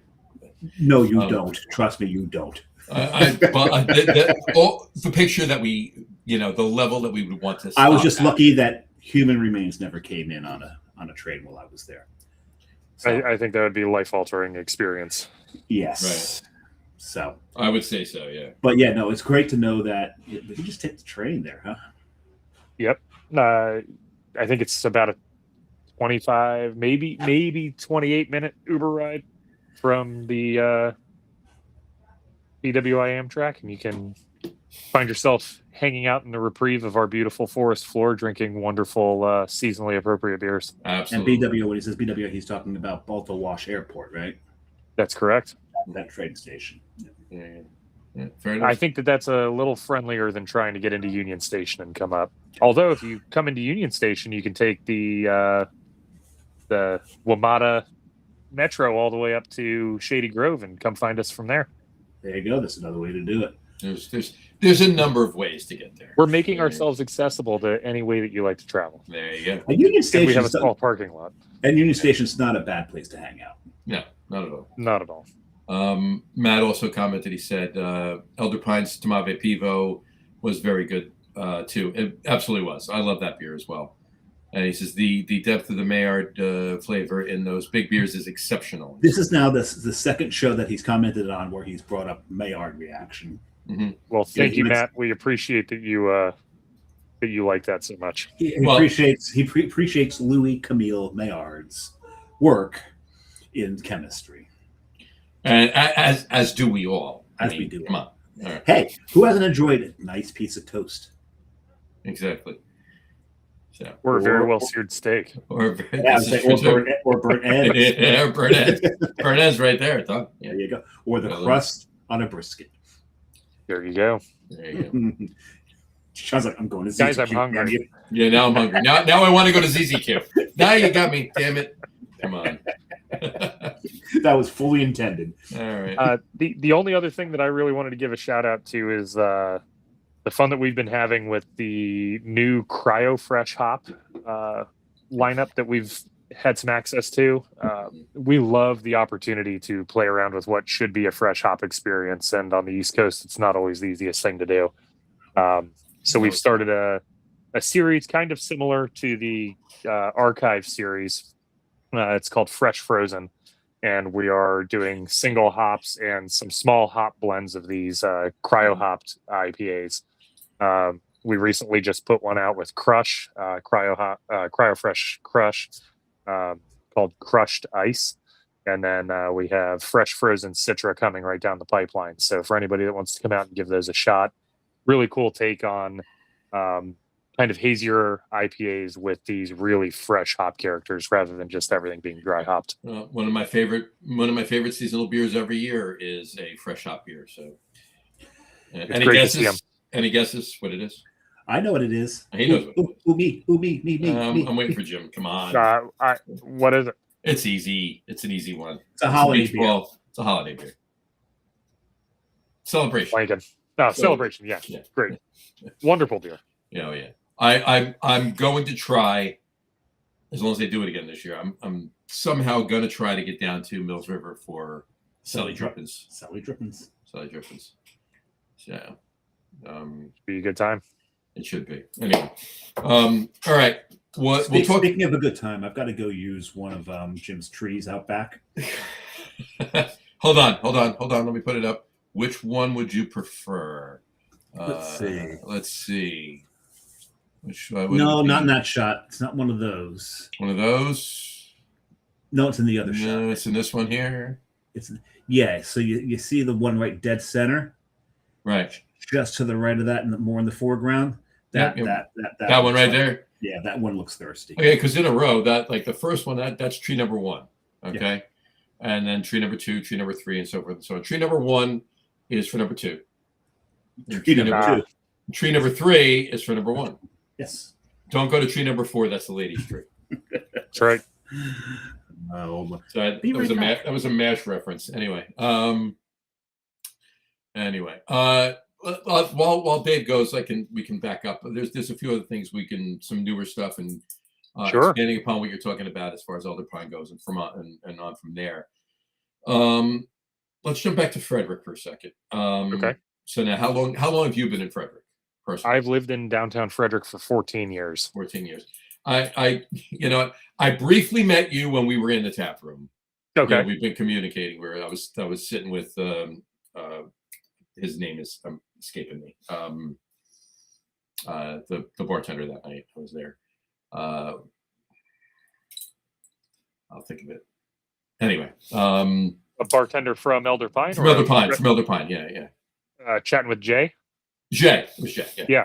So and then there was an issue going. You were walking back and forth, and Jay introduced you because he was telling me that you were the one that needed to come on the show and everything. Oh man. So we briefly talked for about 30 seconds, and then you were in the middle. I talked for 30 seconds. You probably listened for about 3 seconds because you were in the middle of 90 things. So I was like, I'll just apologize. Oh, don't apologize. I apologize for bothering you in the middle of everything you're doing. I'm going to have to type an email now. No, go for it. But what's to the management of Elder Pine? Yes. I apologize for wanting to use one of your treats. No, do it. Seriously, do it. Because if you're Catholic, just wanting to is the sin, right? Jim, give him the right email. You just had to wanna. I swear, I'll write that email. That's fantastic. Sorry for interrupting, but I wish it was on the way in because we were in Frederick for like 5 days, so could have been you could have pointed out. We pretty much cover the whole town. Frederick's a great spot. The beer scene here in Frederick is, again, pointing to the comment I made earlier about how fortunate we are in the Ag Reserve to have a great collection of breweries so close to us in proximity. Frederick is a town that in its own right is a beer city. You cannot throw a stone in any of the neighborhoods in Frederick really without knowing that you're in close proximity to a place where you're going to get a fantastic locally made beer. Whether you're seeking out traditional European takes at Brewer's Alley from kind of the older state of where the beer industry kind of came into its new form 30 years ago to people who are really cutting edge. And, we've mentioned brewing with adjuncts and things like that. You go to Rack and have an experience where you're getting fully loaded, flavorful beers to Midnight Run, which is another brewery that does very similar things. And incredible flavor forward beers, often a little higher in alcohol, but always bringing something to the table that is worth coming back for and worth spending your time in the city. Sure. And we hit everything while we were there. We made sure we did. Damn it, the name escapes me. Across from the new cocktail bar that just opened up going north, that has the smash burger place right inside. Old Mother. Yeah. And then and the cocktail place across the street is actually pretty good too. So you got to swing through Spacey Gracie's. Spacey Gracie, we went. Yep, we went Wonderful. In there one night, so that was fantastic. Old Mother's been doing a great job. That's their second location, and it's a fantastic place to hang out. Burgers were fantastic. Oh yeah. Oh my god. I was sitting there I go and I get the food, put it down. She's taking a bite and looking over here. She was reading something. She looks back. My burger's gone. I just inhaled it. No, thank you. I'll just pick. Yeah. everything was fantastic. Like I said to you, Monocacy is going to be on the show in a couple weeks. Rack was still working at a date, I was going to talk about. I mean, like every brewery had something to offer too. At Steinhardt was, a couple of the German styles were actually, very, very spot on. Jim is doing a great job curating a menu over there that is really focused on making sure that tradition is always first in mind when it comes to presenting a beer list that's going to bring people in the door. And unfortunately, the other brewery in that space with them just closed. Probably maybe a couple weeks before we were there. Yeah, I think they closed maybe back in April, maybe May, something like that. We were there the end of April, and it was like 2 weeks after they closed. Yep. So yeah, whatever that timing was, it was very unfortunate. I mean, they were a great destination. Everybody liked being able to sit outside at Idiom and pop over to Steinhardt and kind of do the back and forth and walk across over to Attaboy and Rack. That's right, and it put them in perfect proximity to Rack and Attaboy, giving you really. I mean, you want to talk about a hyper-local experience. You're within a 2.5 minute walk of 4 breweries, and all of them are offering something different. Yeah. Crazy. And that Riverwalk in Frederick is just fantastic. Yeah, it's great. That is actually the home to the Maryland Craft Beer Festival. It stretches down that walk all the way from what is Market Street to where you were over by East Street. And it becomes a place where people get to come and explore, a couple dozen Maryland breweries and have a great time and listen to live music and hang out with, 4,000 of their favorite beer friends. Exactly. We gotta look into that for next year. We definitely have to do that. When is that? When do they have? When is that? That is always Mother's Day. The Saturday prior to Mother's Day. Saturday before Mother's Day. Okay, that's actually doable. That's dangerous for husbands to be that hungover on Mother's Day. You're just asking for trouble. Yeah, we can make that work. That is true. There you go. That's just mean. No, it's just... And it's how we ensure everybody's on their best behavior. Smart. This is true. Can't be showing up to mom stinking like yesterday's beer. Well, I mean, it's like Mother's Day is brunch, right? Mother's Day is brunch. That's right. Father's Day is a barbecue, which could be a barbecue brunch. Say it again. Right. Could be a barbecue brunch. It could be a barbecue brunch. Yeah. Certainly. Is it me or is it Dave? I caught a little bit of lag on Dave. I think it was Dave. Well, no, it was definitely me because I was over on another tab looking up Airbnbs in Frederick from September 18th to the 20th. And when I flipped back over, you haven't sent me the email address to send that to yet. I will. I don't want to put it out publicly because I don't want to bunch put it in the. Sorry, we pissed on your tree. Put it in the private chat. Put it in the private chat. Yeah, there you go. Down the bottom of the screen, private chat. Yeah, when I flip back over, you were both frozen. And when both you and the guest are frozen, I know it's me. It's you. Yeah, exactly. It's not me. That's not a bad idea, actually. Going down on Friday and coming back on Sunday and just. Yeah, I've put the dates in from 18th to the 21st. 18th. That's not a bad idea. I'll talk to Jess about it. So, well, we'd love to have you. Yeah. Worst comes to worst, I'm just coming down on Sunday. Okay. So, hold on. Who are the Giants playing on that day? Are you a Ravens fan? Are you a Rams fan? Are you a I am not an Cardinals fan? I'm not an NFL fan. So I was born in Maine. My entire family's from New England originally. I am a Red Sox fan. Okay. Well, we're Mets fans, which means that we're pseudo Red Sox. I dig it. And then Yankees fans. Having grown up in St. Louis, I really did love watching St. Louis Cardinals baseball. I got to see McGuire hit 69 when I was there in person. God, nice. That was a cool experience. You were at the game when he hit? I was. Awesome. Oh, wow. That's great. It was awesome. Very, very cool experience. I was actually there with a class. It was just a couple of days after he hit 62. And when he hit 69, it was like, oh my gosh, he's really going to go after these records. And I think he ended that season at what, 71 or 72 total? 71. Yeah. And it was pretty incredible. So I love baseball. It was a very, very cool time to be in the second Busch Stadium and see what that was all about. I've never been to the newest Busch Stadium. I moved out of there right when that opened. Gotcha. Well, we're one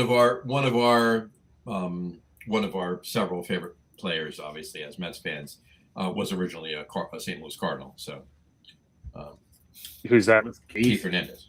Oh, very cool.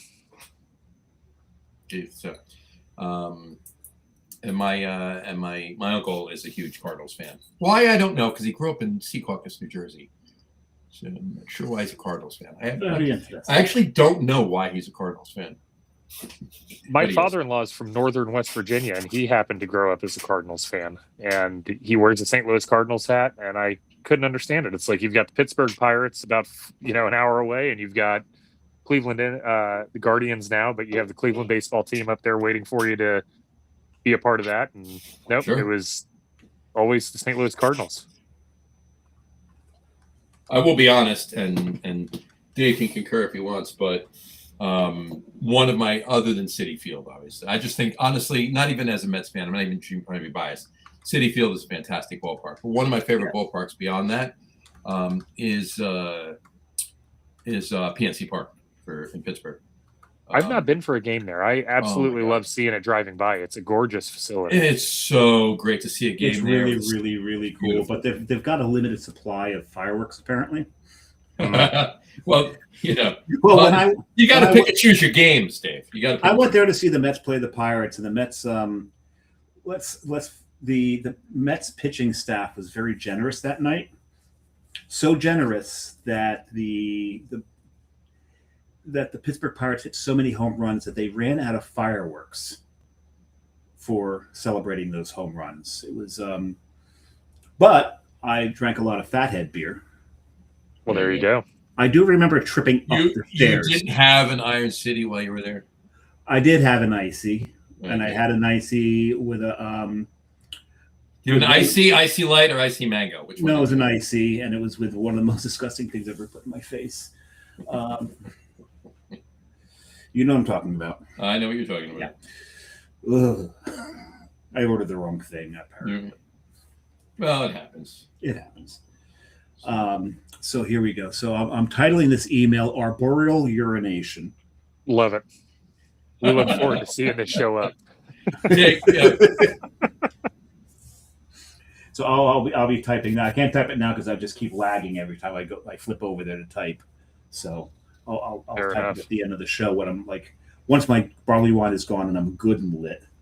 There you go. And what I'll do is I'll give you. Well, I'm assuming, Jim. I'm assuming you'll get that email too. Yes. Okay, that's not just your separate email.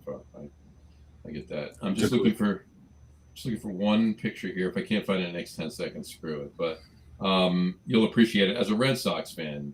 You'll appreciate this picture. Hold on. Or not. You may not. Man.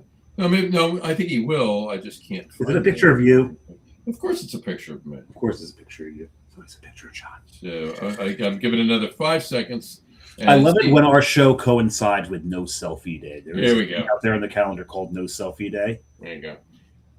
Yeah. To see if we can get John to actually abide by it. It's me on the bullpen phone in the visitors' dugout at Fenway Park. I love it. That's a great shot. Thanks. And proof that John actually has a full head of hair and he's not one of those people wearing ball caps all the time. Exactly. And I just got it. And also, if you, I'll look at the beard and the mustache. Yeah. Yeah. This was taken a while ago. This picture. Was it before children, John? No. This was actually. Jess actually took a picture, but all three of the kids were standing there. We were all on a tour. This is all kids. This is all my. This is all kids too. Yeah, so, I too have a full head of hair, but it's very rare that you'll ever see me without a hat. And I just got a haircut today too. So. You did? Sharp looking, man. Ears look lower. Yeah, my ears. Oh my God, I'm like 10 pounds lighter too. It's amazing. So anyway, so my point is, Frederick, an amazing town. I love it. It's your home, and there's a lot of stuff about it. There's a couple things I want to talk about. I don't want to belabor the show with some other stuff, but I'll bring them up to you when we're done, and we're just BSing before we sign. After the show's over, before we hang up or whatever. But sounds great. But getting back to Elder Pine, what's obviously this big thing? Obviously, the 18th through the 20th. Those beers are fantastic, and send me an email with them and anything. We'll put that up on all of our socials, and you got it, and do that as well. And I'm totally serious about trying to get down there. If I can work it out that Dave and I can both get down there, he can go down for the whole weekend. That's fine, but I would love to be able to get back down there, even if it's just Saturday to Monday. I would love to do that. But worst case scenario, I'm coming down on the Sunday. There you go. I look forward to having a chance to sit down with you this time instead of having to run around like my hair is on fire. Don't worry about it. Don't worry about it. You were putting out fires that day. I thought that's what the cap was for. That's it, man. Fire. I have to keep the frazzled ends. There you go. By the way, I just want to put. And wait a second. Does the Maillard reaction, does that apply? I think it does. I don't think it smells as pretty. It doesn't smell good, but it applies to hair. No, it does not smell good. The aroma is not good on that one. No. So there you go. In one of our training things as a firefighter, I let my hair go bye-bye, and along with somebody else, and so they made the two of us drive home together in the same car because of the odor of the burnt hair. Well, I'll tell you, as a former firefighter myself, not wearing a Nomex hood back in the day, and I'm going back to the 80s. Was my ears are my thermometers. I know when to get out, right? Yeah, not so much when you're training and the instructors want to prove to you that you should be wearing your hood. And I had blisters on both ears for about a week, so I always wore my hood after that. So in any event, I had my hood on. I just hair long, so it came out over the hood. It came out under the hood, yeah. And I got you. Under the hood, yeah. So I had like the big Chachi bangs. Lovely. My third beer is Dave's first beer, and that is La Kelpie. There you go. That's right there. Such a beautiful beer. I'm glad we put that out this year. I am so. Oh my god, one of my favorite styles is Scotch Ale. So I'm looking forward to taking a sip of that. After I put this comment up really quick from Brian Boak, who says his second beer is Matt Firkin's Darth Vader Dark Czech Pils 5%. He says, but that was not a true selfie. No, it wasn't. It wasn't a selfie. That Jess took the picture, so it was just This is true. It wasn't a selfie. It was a picture of me. So there you go. I didn't call it a selfie. Brian, Dave did. So there you go. Anyway, so let me take a sip of this as Dave continues to type the email that he can do later, but he likes to do it on the show. So. Well, it's pretty touching to be here live while it's occurring. It's amazing. Wow, this is good. Yes. This is good. I love a good wee heavy.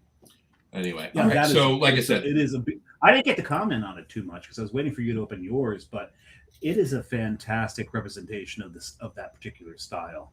Malt forward like it should be, but with a little bit of balance to it. Which there are so many wee heavies out there that definitely people listen, definitely they know what the style is, and they take advantage of the fact that it's just straight up, I'm going to create a malt bomb. It's not necessarily what a wee heavy is, and I was just very impressed with how they managed to balance it out. It was lovely. You're lagging again. You might want to finish the email after we're done. Yeah, I'm leaving it over there. There you go. With regard to, and actually, no, I was going to say it's. See, you didn't hear Jim talking there. Jim, continue. Regarding I was just going to say, with regard to La Kelpie, it's a beer that proves that you can have a heavy hand with malt while still achieving.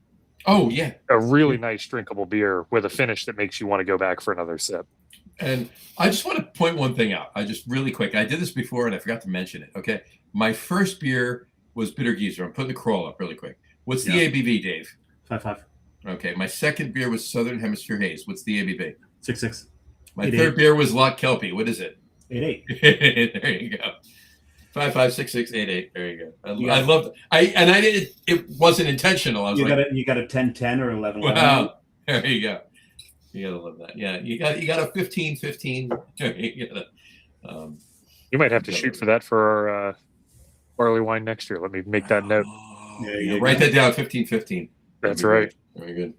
Maybe we do that for the 15th anniversary. There you go. It's not a bad idea. What is it? It's 8 this year, right?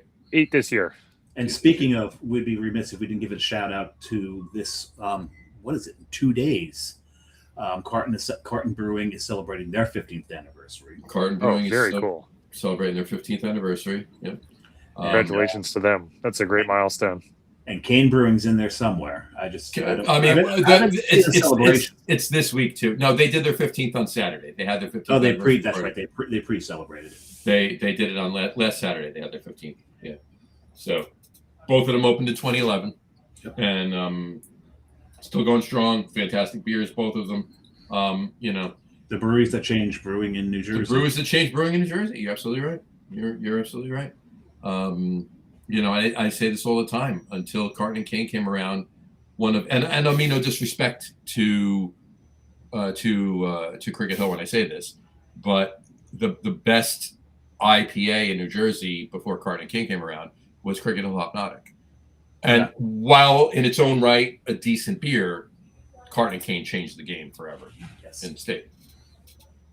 But anyway, moving back to the topic at hand.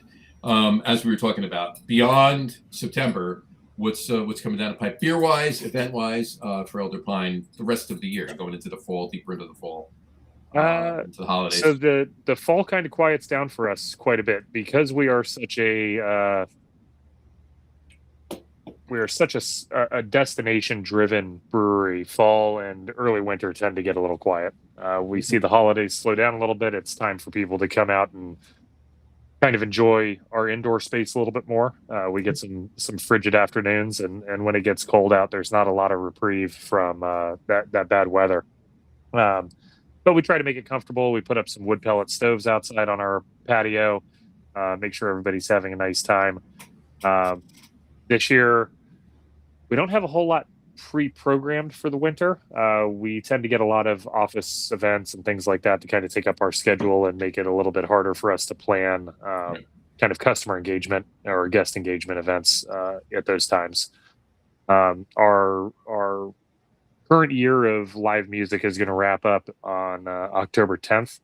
And then after that, it's going to be little pop-ups here and there with some vendors. We've got a holiday market coming up in November, where folks will be able to come out and do some early holiday shopping, get some photos taken with Santa on some restored classic trucks, do all kinds of fun brewery things on a fall afternoon, and then just come and enjoy. You need me to fill in? Let me know. I've got the beard. So hey, fair enough. That's fantastic. And I've got the beard too, but John's got the rosy cheeks. I got the rosy cheeks. Yeah. They help. Yeah. I'm jolly. What can I say? He is definitely jollier than I am. We are contemplating having a Krampus come out at some point. Maybe I can do that. Dave, that's Dave. Done. Gotta love it. That's perfect. Krampus knocked. Do you is there any bands on the? You might have mentioned it. I apologize for the anniversary. On the anniversary. So the anniversary, because we are already so busy, we actually don't program any bands. Last year, we did have kind of an Oktoberfest theme take over that weekend. This year, we're kind of leaning into the graveyard theme because we're right on the cusp of Halloween there. Like are you going to do a Halloween costume thing? So we have some things in store. We've got a guy who brings a motorcycle riding version of a Bigfoot and raises money for charity. So we're going to have a biker Bigfoot roaming amongst the forest floor. Nice. We've got some great vendors set up for that, leaning more into kind of the cryptid and more spooky style of stuff. So just trying to program a little bit to give people some fun things to do without it being huge. Are you in Mothman area? We are just north of the Mothman area. Ah, okay. The rumor about Mothman started on western West Virginia along the Ohio River, but the sightings make their way all the way up to Shepherdstown and Harper's Ferry. So, our cryptid around here is the Snallygaster.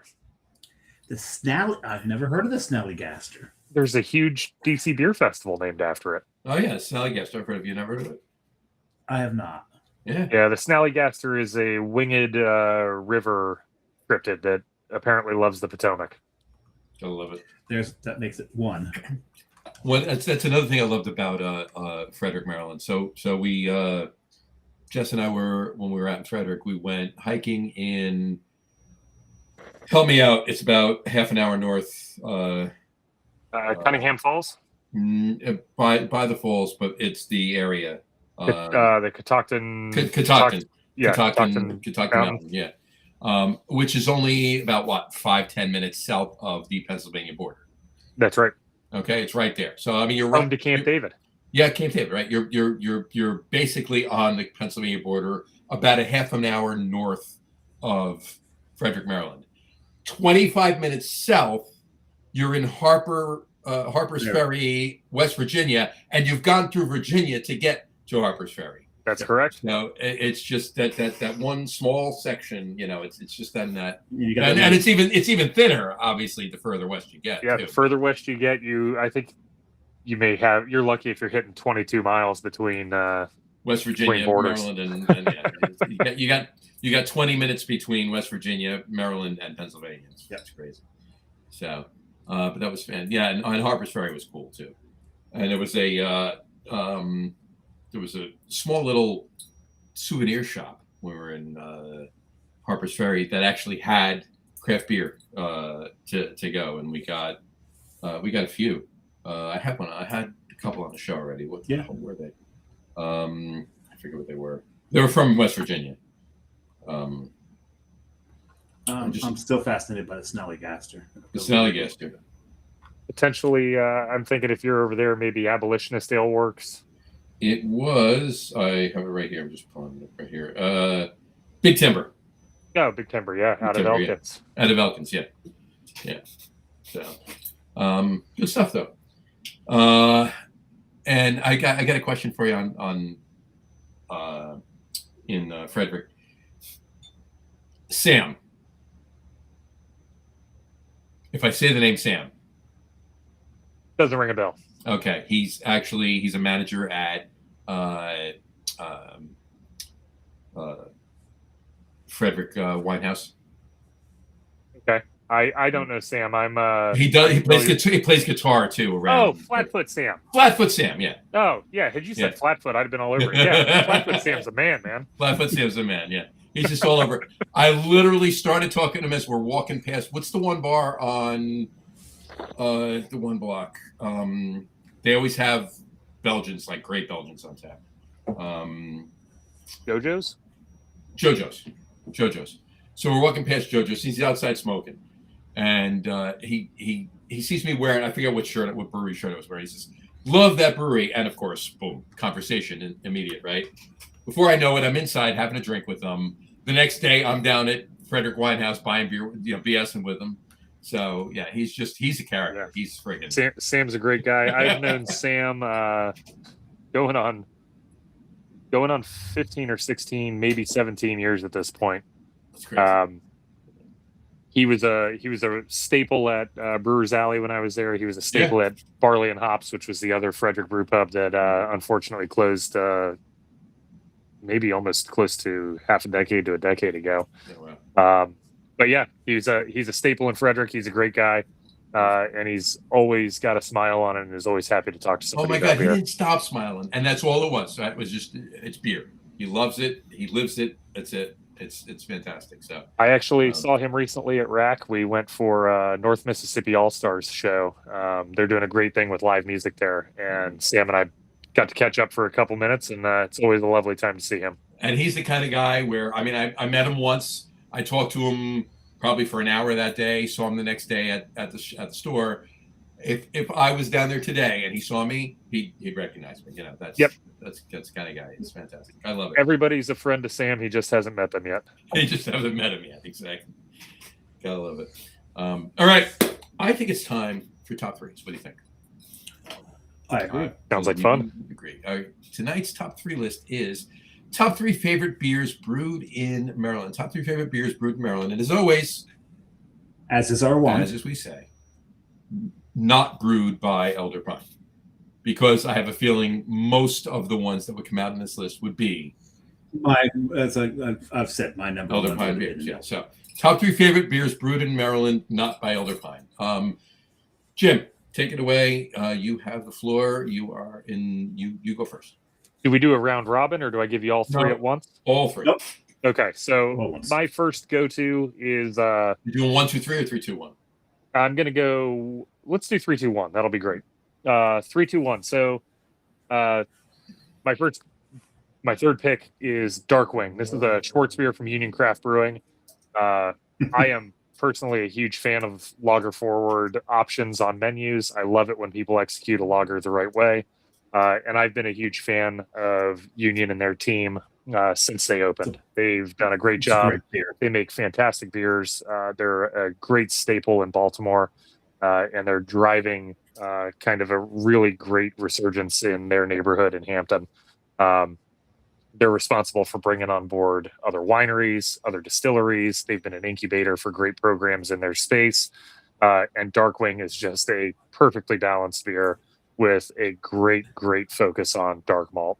And I'm a huge fan. And John, that's where your pack of Christmas Story playing cards came from. From Union Craft. Oh, yeah. No, I know. Yeah. My number 2 beer on the list, so moving into the number 2 slot, is the Amber Castle from Silver Branch Brewing. Christian's beer portfolio at Silver Branch is rooted in tradition, which is something that I absolutely love. It's a Czech style amber. It's got really great bready malt notes and a little bit of that sweetness that you would expect from a Czech amber. So perfectly well executed beer. Really happy that it's something they put out year round, and it sits at the top of their portfolio with some other really great takes on lagers and traditional styles. And then my number 1 is my Sunday go-to. If anybody would ever like to meet me and have a beer with me, I can be found at Attaboy on most Sundays. I happen to live directly down the creek from Attaboy. It's an easy walk for me. It's a great place that I get to gather with my friends. I get to see a lot of people from Frederick. And the beer there is Pilzo. That is their New Zealand Pilsner. That's a great beer. Love it. Funny, we were talking about New Zealand Pilsners and hops earlier, because that is number 1 on my list when it comes to my hometown drinking. I did mention before, I had an honorable mention. And that honorable mention is the Riot Rye from Monocacy Brewing Company. This is a beer that is near and dear to my heart. As being on the team that got to open that brewery up and get their beers to market, Riot was kind of an exceptional opportunity for us. It was the first Maryland-produced rye pale ale with rye grown and malted in Maryland. Our brewmaster at the time, Tom Flores, had a business partner at a business called Amber Fields Malting and Brewing. And Frederick County rye malt is such a staple in the story of Maryland agriculture. Frederick County rye, then being malted into beer and having been used in the production of Maryland rye whiskey. So we got to pay homage to that tradition and that history with this really incredible rye pale ale. And I just can't get enough of it. I'm glad that it's still out there and people still enjoy it. That's great, especially considering you guys are getting into the rye more deeper into Absolutely. The rye, and we have some great opportunities to learn from really great rye farmers about what we can do to ensure that everything we're doing is best. And we have access to some fantastic maltsters to help us out. We've got Bear Branch, Amber Fields, different places we can work with to see about what we can do about making our custom malt. Nice. Very nice. All right, that's awesome. And more on that in a minute. You'll see why. Dave, you're up. I actually have 2 honorable mentions.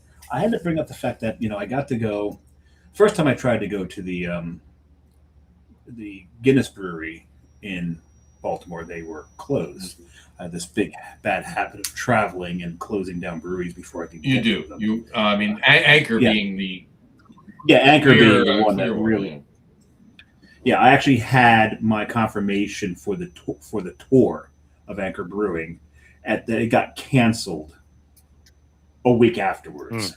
So I apologize. It's all Dave's fault. Don't blame Sapporo. Blame Dave. Blame me. I'll take the blame for that one. But when I was there, yeah, you can get a good pour of Guinness there. A good pour, not a great pour. I've had better pours of Guinness in this country than I had there. But they did a dark mild there that I thought was actually quite special because they do get to play around a little bit. They do get to indulge themselves in a little fuckery at that brewery. And, you know, not for nothing, they do know what they're doing, especially with the English styles. So their dark mild is my first honorable mention. My second honorable mention, I told John I wasn't going to include any Flying Dogs because Flying Dog was originally Colorado brewery. Then they got into Frederick. But you know what? Them being in Frederick did really open up a lot of opportunities for the breweries to get in there. So do have to give them their props. But when I came across this one beer that I had, which was just something very, very special that they did, I had to bring it up as an honorable mention. They did this thing called the Chipotle Dark Ale. I love Chipotle. It's one of my favorite peppers. And to me, I never thought I would ever work in a beer. They made it work in a beer. It was absolutely fantastic. Absolutely love this beer. So that's one of my honorable mentions. I also told John earlier today that I wasn't going to make my top three, you know, once you get rid of Elder Pine, I wasn't going to make my top three all Union Craft. Because I went to Union Craft, met a good friend of mine there, Larry Goldstein. We had a great time there. I drank a lot of beer there and brought a lot of beer home as well. Because I was driving, I just filled a freaking car up with it. That's why I drive most places I go. Yeah. And I have to admit, I haven't spent a lot of time drinking around Maryland. I need to fix that because you're really not that far, even though I'm up by New York City.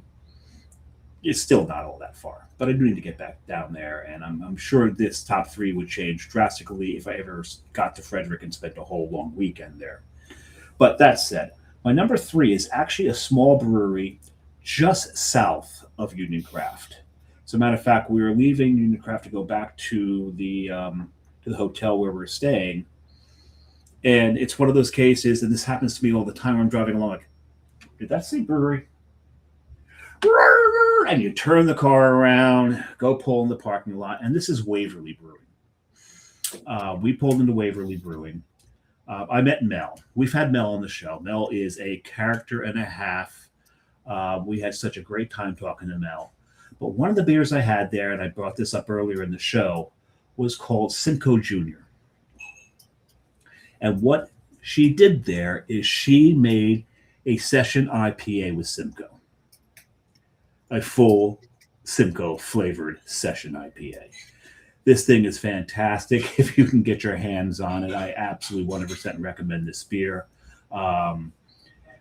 You know, I know John will go to a brewery. If he really likes something, he'll drink 2 or 3 of them before he leaves. Usually I'm still moving through it. I really like that, but I want to try this. I want to try this. I actually drank 2 of those while I was there. It's kind of rare for me to do something like that. So that's my number 3. My 1 and 2 are from Union Craft, however. I'll get that right now. My number 2 is called Darkwing. No, it wasn't Darkwing. Darkwing's on the list, but it didn't. Older Pro. Like you. Older, yes, like me. No, I'm not pro. I don't get paid for this. Older Pro is a sour. It's aged in Chardonnay barrels with boysenberry. They do it in a bunch of different fruits. We had the boysenberry. I've had the blueberry as well. I like the boysenberry. Just works so well in this one that I had to put the boysenberry up above the blueberry. Such a fantastic beer. Such absolutely fantastic beer. But my number 1.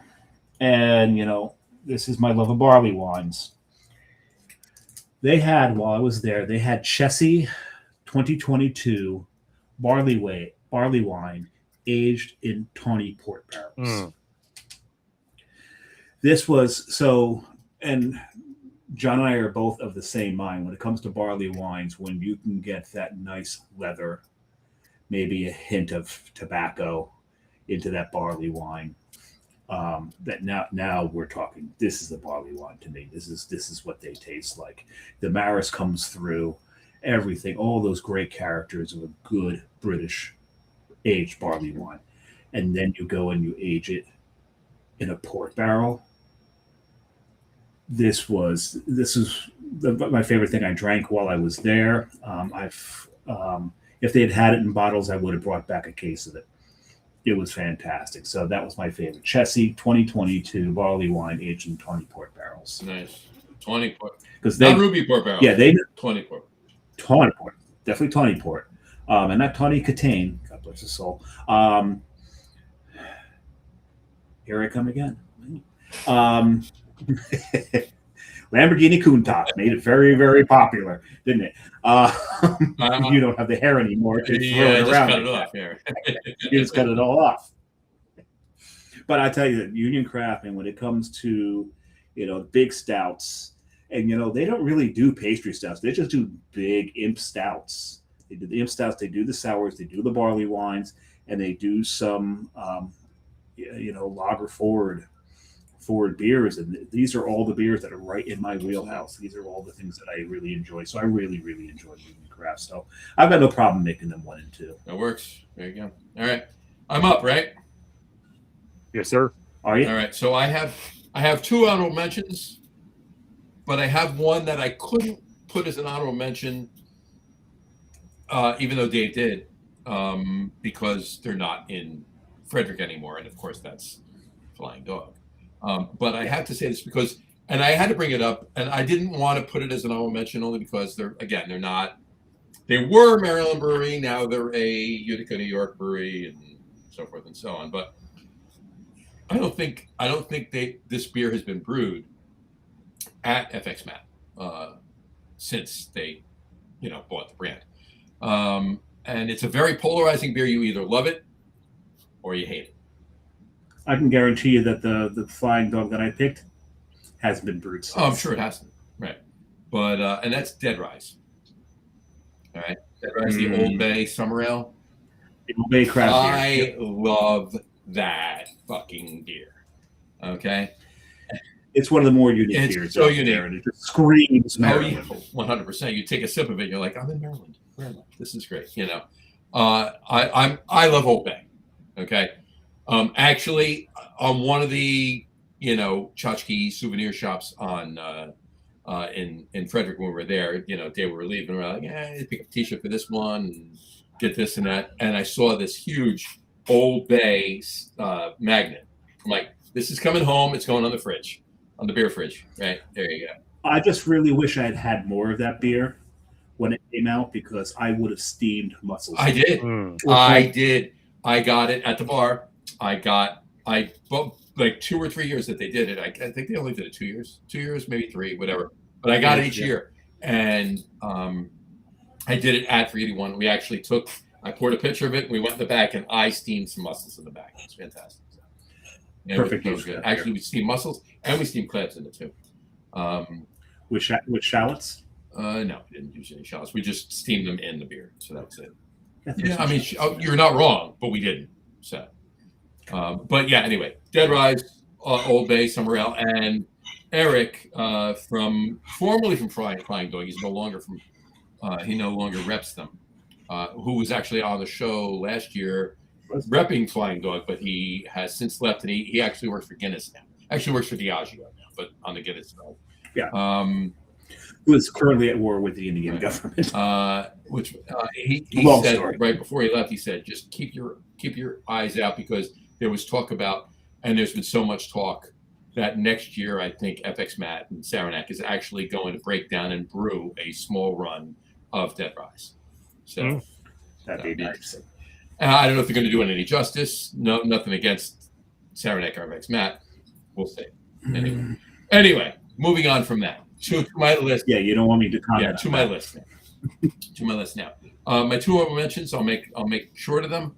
My 1 honorable mention is one of my 2 honorable mentions is Jim's only honorable mention, and that's Riot Rye, and it's a fantastic beer. 100. Wait, what went through all that? You hadn't even hit your honorable mentions yet? I only talked about one beer, and I said it wasn't an honorable mention. I said I had to mention. I had to mention a non-honorable mention. I had to, say it, but yeah, Rye. Oh, we have a new category. Noteworthy. Noteworthy. Yeah. Non-honorable mention. There you go. And because last week I introduced another category. Dishonorable Oh. mention. Yeah, this is not a bad thing. It's just it can't fit in because it's something that's noteworthy, as Jim said. It's a disqualified. But it's disqualified because the brewery's not there anymore or whatever. Yeah. So you're disqualifying my honorable mention as well. Of course, but it was still mentioned. Exactly. And in my case, honorably mentioned, right?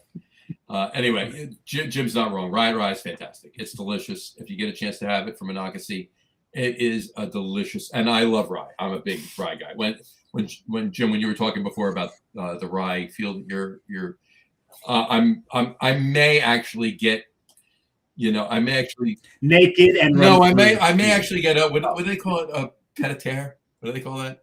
Like there's a second home kind of thing. I'm actually get a small studio apartment near the brewery that I can. Whenever you're going to release a rye beer, I might go down there anyway. But yeah, good luck getting that. I'm sure. Yeah. So yeah, rye, and the other one I want to mention from Silver Branch, Ruby Dragon. It's a mild, which is another favorite English style of mine. 4.6% mild, a little higher. Milds are high 3s, right around 4. This is 4.6, but it's really good. It's really it's America. What do you want? There you go. So, but to my 3, 2, 1. Here we go. Number 3 is from Burley Oak, actually, over in Berlin, Maryland. It is a Rude Boy. It's an Imperial Red Ale. It's a delicious red ale. If you're a fan of red ales, this one, if they, however often they brew it, obviously, the biggest thing that comes out of Burley Oak is the sours and the dreams and juice rules everything around me and everything else. Which, mind you, I'm not a huge. I appreciate sours. I love sours. I love gozas. I love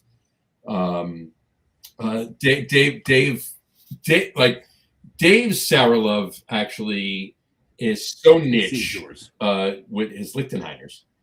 That's extremely niche, right? But whatever Burley Oak does brew, Rude Boy, get it. It's a fantastic Imperial Red Ale. My number 2, we mentioned it before, Rack Brewing in Frederick, Maryland. Love Struck. It's a 5% English brown ale, which they brew with probably more cans than they brew with malt. It's just overloaded with it, and it's delicious. Brown ales are right up my alley. Dave will tell you. I'm a huge brown ale whore, basically. And the cans are just delicious in it. This beer is really, really tasty. And my number 1, I got to give a nod to a beer that I actually just had in April in Columbia, Maryland, at Sapwood. When we were coming down, this beer it's a grisette. It's 5.8% grisette. It was a gin barrel and blossoms. It's called. Oh, that's fantastic! Oh my God, that beer was just. I had 3 of them. I had one. I had 3 of them. I ordered other things too, but I had one, drank it, ordered another with my next beer, and I was sipping on that. I was drinking my next beer, and before we were done there, I got another. It was fantastic, and I was just sad that they actually didn't have any cans of it that I could have taken out. It was a draft only. Couldn't get any to go, even because they do singles there as well, and we would have gotten a couple. But it was a fantastic. Have you had it, Jim? Have you had the Gin Barrel and Blossoms? I have not. I am a very big fan of grisette, though, and I think anybody who can do a great job with that style is doing it right. Yeah, it was, and ironically, it was literally the first beer that I walked in, and I've had plenty of Sapwood before, and we walked in, we sat down, and I saw that was on the top list. I'm like, oh, I gotta get that first, and I'm glad I did, because if I got it last, we would have been there longer, because I still would have had more. Okay? But it was fantastic. So anyway, there you go. That's my list. Those are great top 3s, gentlemen. Thank you very much. Yours were fantastic as well. Yours. And of course, we disclaimer. I've got some beers to hunt down now. Absolutely. Disclaimer on this. There were no Elder Pines on this list for a reason. But there were plenty of Elder Pines that could have been on this list. So. I mentioned my number 1 would have been an Elder Pine. I do think that a lot of that, I love that you do that, because it gives everybody an opportunity to really get to appreciate the people around them. None of us want to drink just the beer that we're used to producing and seeing on our tap lists. Right. Who does? I mean, look, this industry is about it's a family, right? That's right. Yes, there's plenty of outliers. All right, and we know, right. But for more often than not, everybody's a family. I mean, I said it best, and I've said this a million times on the show before, but I haven't said it to you, Jim, and I'll make it quick because of that. If a Budweiser drinker is going to go out to a bar and have 5 beers, he's going to have 5 Buds. Oh, is this a pizza analogy? If a Heineken drinker, if a Heineken drinker is going to have, I'm going to go pee then. If a Heineken drinker is going to go out to a bar and have 5 beers, he's going to have 5 Heinekens. Craft beer drinkers going out to a bar and having 5 beers, you get 5 different beers. So that's right. Absolutely, and we're all for each other. That's why. When was the last time Budweiser did a collab? That's a very good question. Right. So, this is a big family. It's for the greater good. It's for, you're going to sell the beer. We're not brewing 17,000 barrels a week like Budweiser is, right? We're brewing, if we're lucky, if we're fortunate, we have a bigger brew. We're brewing 30 or 40 barrels a week, maybe 20. Some places are brewing 5 or 7. Some places are brewing 40 or 50. But still, it pales in comparison to what big beer is doing, right? So, we have the ability to, want to help everybody else. And I'm sure you do it too at the brewery. I've done it myself. Somebody calls me up, hey, John, I need a bag of Sandy. Yeah, come on up and get it. You have 6 extra kegs you can lend me just for my tap room, that you're not using. Yeah, come grab them. Yeah, that kind of thing. He's got my holdover malt for a few weeks. Right. Yeah. Exactly. So that's what this industry is about, and that's literally one of the top things I love about this industry. Everybody's for each other. Everybody's a brother. Like we talked about CBC before. You see people at CBC that you haven't seen since last year's CBC, right? That's right. But hey, John, how's it going? Yeah, Matt, how's it? How you been? Blah blah blah blah blah. And you wind up hanging out, most of that day, and then you meet up for beers later on at night or wherever. It's a big family, and I love everything. So.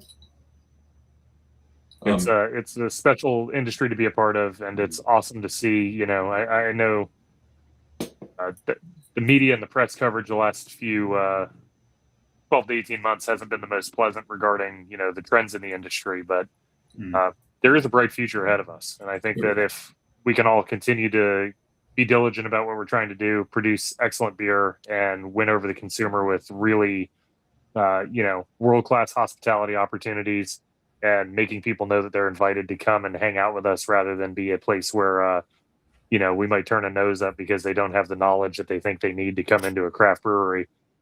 We're going to make even more friends out of the fans that we have. Right. Yeah, exactly. You see too much of that. Well, not too much, but you do see that at some breweries where the staff is a little too cool for school, so to speak. Yeah. Rather than realizing you've got an opportunity for a customer here. That's right, and it's hard to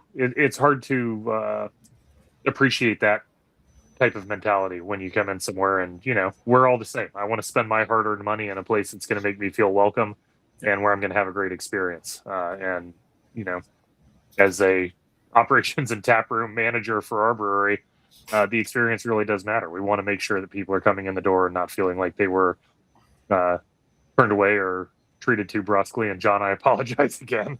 No. Well, we talk about it a lot on this show where when we think about it. I was in being in the industry, I was well aware of what you were doing. So you're good. All right. My Irish Catholic guilt is coming out. I'm going to throw that into my letter.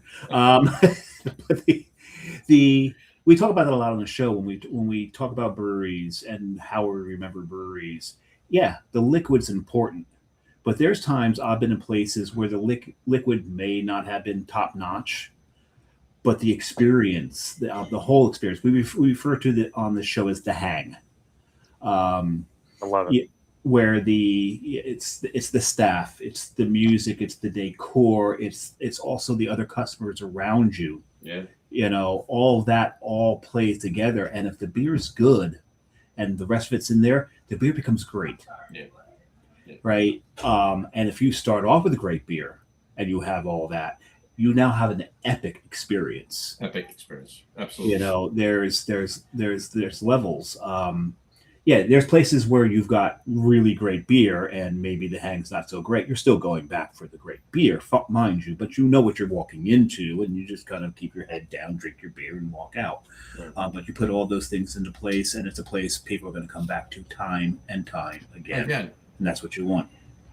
You're not wrong. You're not wrong, because for me, average to slightly above average beer and an incredible hang, incredible vibe, still worth a new visit. Another visit is pretty much equal to amazing beer and a horrible hang.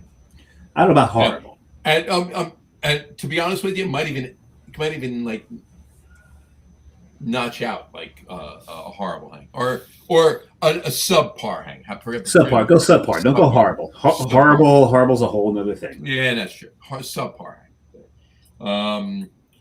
Couple things really quick. I meant to mention this before. Jim, you mentioned, when you were first out in east of St. Louis, we'll say, you were at the Dogfish Head tap room. Yep. Okay. So there you go, Dogfish Head. I love it. Neon that I got behind me. Just so you're aware, last year, and I meant to mention this then, right? Last year, if you remember, and maybe you do, maybe you don't, they did a fall rewind pack, and they put Raison d'Etre and one of the beer. What was it? I'll think of it. It was Raison d'Etre. Chicory Stout. Chicory was Stout. It chicory? Yeah. It was Chicory Stout. Raison d'Etre, Chicory Stout in it. So I just found out the other day, this year's fall rewind pack, which just got released this week, which I'm actually shocked. And this is obviously a Jim Cook thing at Sam Adams, because Sam never released. Wait a second. They put Sam Adams lager in it? No. Boston Lager's not in it? No. Okay, that'd be a Sam thing. Jim.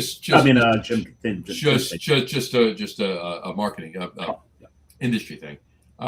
Sam never put out stuff before September for fall, or at least the last week in August. It's out already. But anyway, the fall variety pack, it's not Raison d'Etre or Chicory Stout. It's the two beers that they put in it this year are Indian Brown.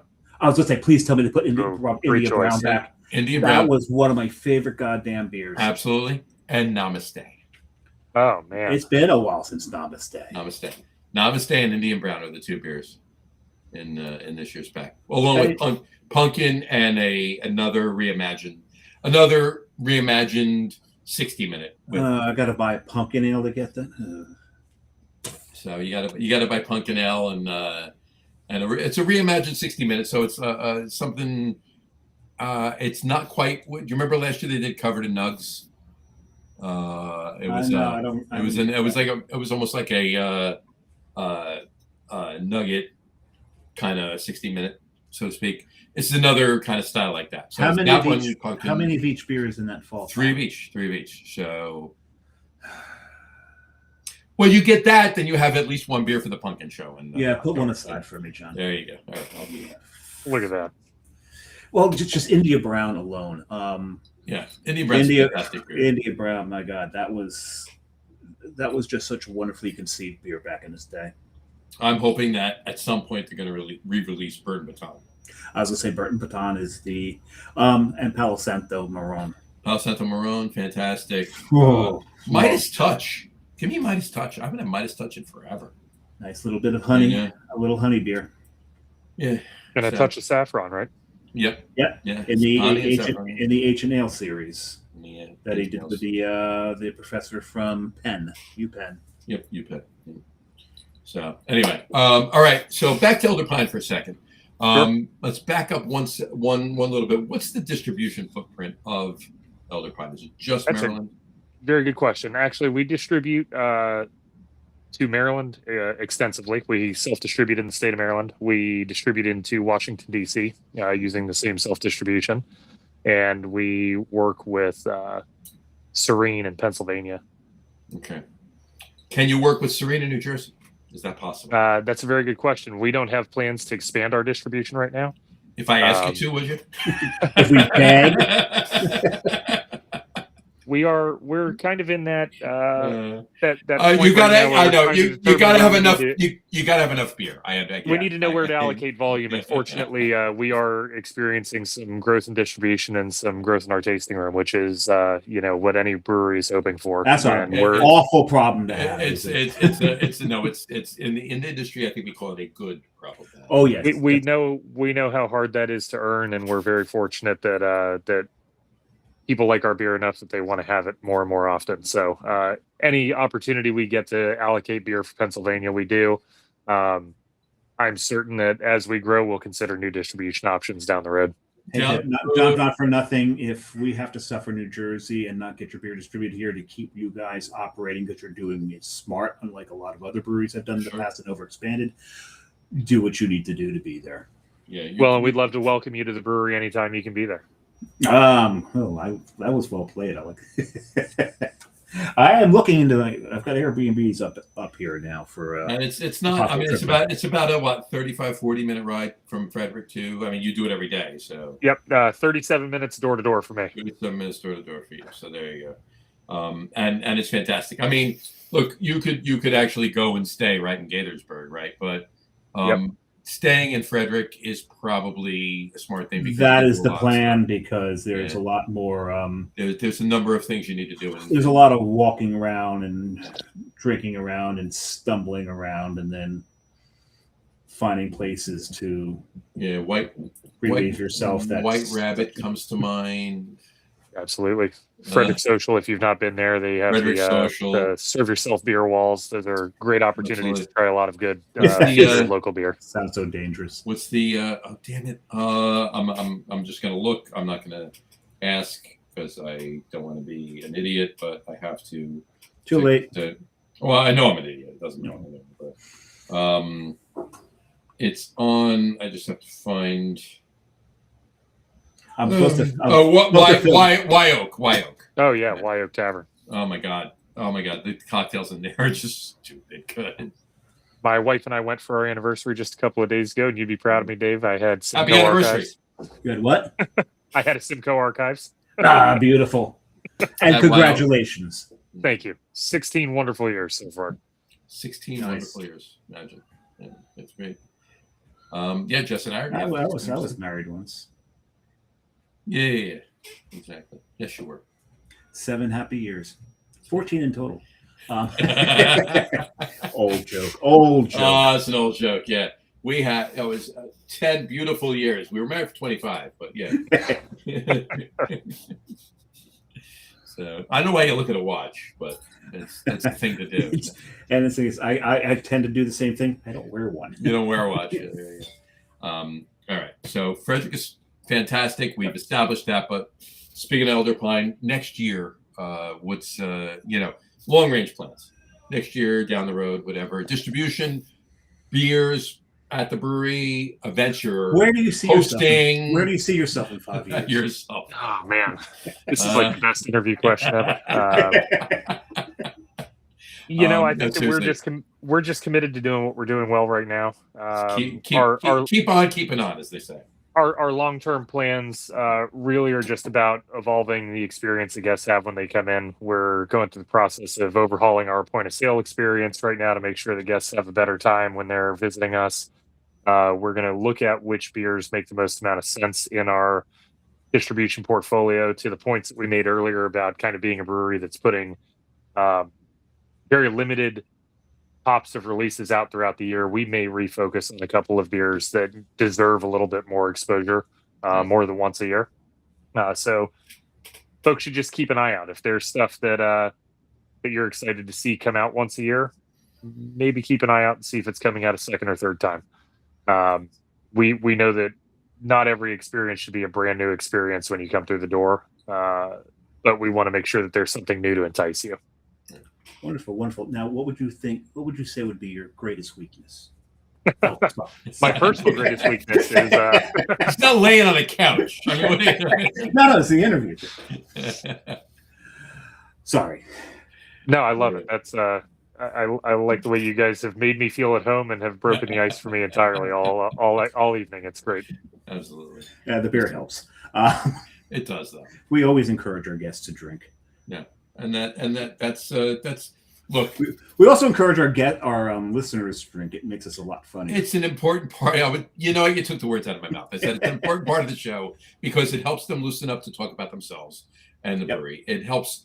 It's important because they're drinking their beer from their brewery, so we can talk about it, and it makes us funnier. So there you go. So.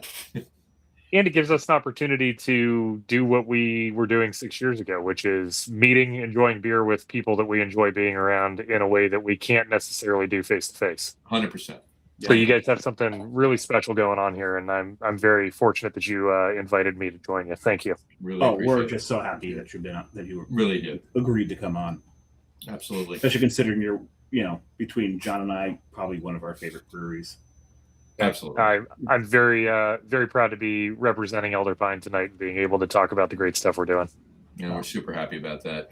I do want to point out really quick one thing. Brian Boak, just to wrap up comments. Brian Boak said, third beer, his English mild, he brews at home. He's got basically a production brewery in his house. Yeah, basically. 4%. He's an Anna brewery. He needs to end the night because he needs to be on the road at 6 a.m. to Westchester, Pennsylvania, to bring a car to be set up to be towed by his motorhome. There you go. Yes. I hope it's a really little car. It's got to be. One of my favorite ever bumper stickers says, "Please have patience. I'm pushing as hard as I can." There you go. That's a great one. Those little cars behind the motorhomes. And then he said, "I am not a rye guy. I'm sorry, Brian. It was nice knowing you." Yeah. We're no longer friends. Wow. Oh, but no. We're still friends. I want to be invited to the freaking tailgate. That's true. The tailgate. Yeah. So there you go. I'm kidding. We're kidding. We joke. And then Matt said Palo Santo Moran was his favorite, and he said Dave beat him to it. Such a great beer. That was I think that may have been my favorite Dogfish Head beer ever. 100%. And then Indian Brown number 2. Brian said we'll visit with his motorhome when he visits with his friend, and he said it's a 2022 Lincoln Nautilus. Yeah, that's not a small car. That's not a small vehicle. That's not a small car. Wow, dragging that thing around. Right opposite. There you go. Dragging that thing around is going to cost you so much in fuel. Brian said, "Okay, no beer for you." You'll make me bring my own anyway. Shut up. Brian, I'll take his allotment. And then Matt said, "I will try to drop Jim a line before I swing down there again. Unfortunately, I'll be out of the country for the anniversary week." Where are you going diving, Matt? Where are you diving, Matt? Matt's diving in that weekend in September. So, and Matt, if you put your pre-order in, we can hang on to it until you get home. There you go. Or if I go down, I can mule it. Or if we go down, we can pick it up for you, Matt. Wonderful, gentlemen. Anyway, there you go. All right, Jim, stick around. We're going to talk a little bit off air before we. Here comes the outro.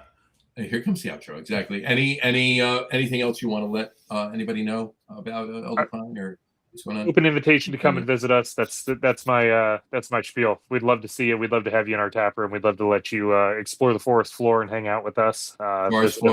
Just don't use the trees as urinals, because then you have to write an email. Once again, the forest floor is fantastic. Look at this. I mean, I took these pictures. They're fantastic. This forest floor is insane.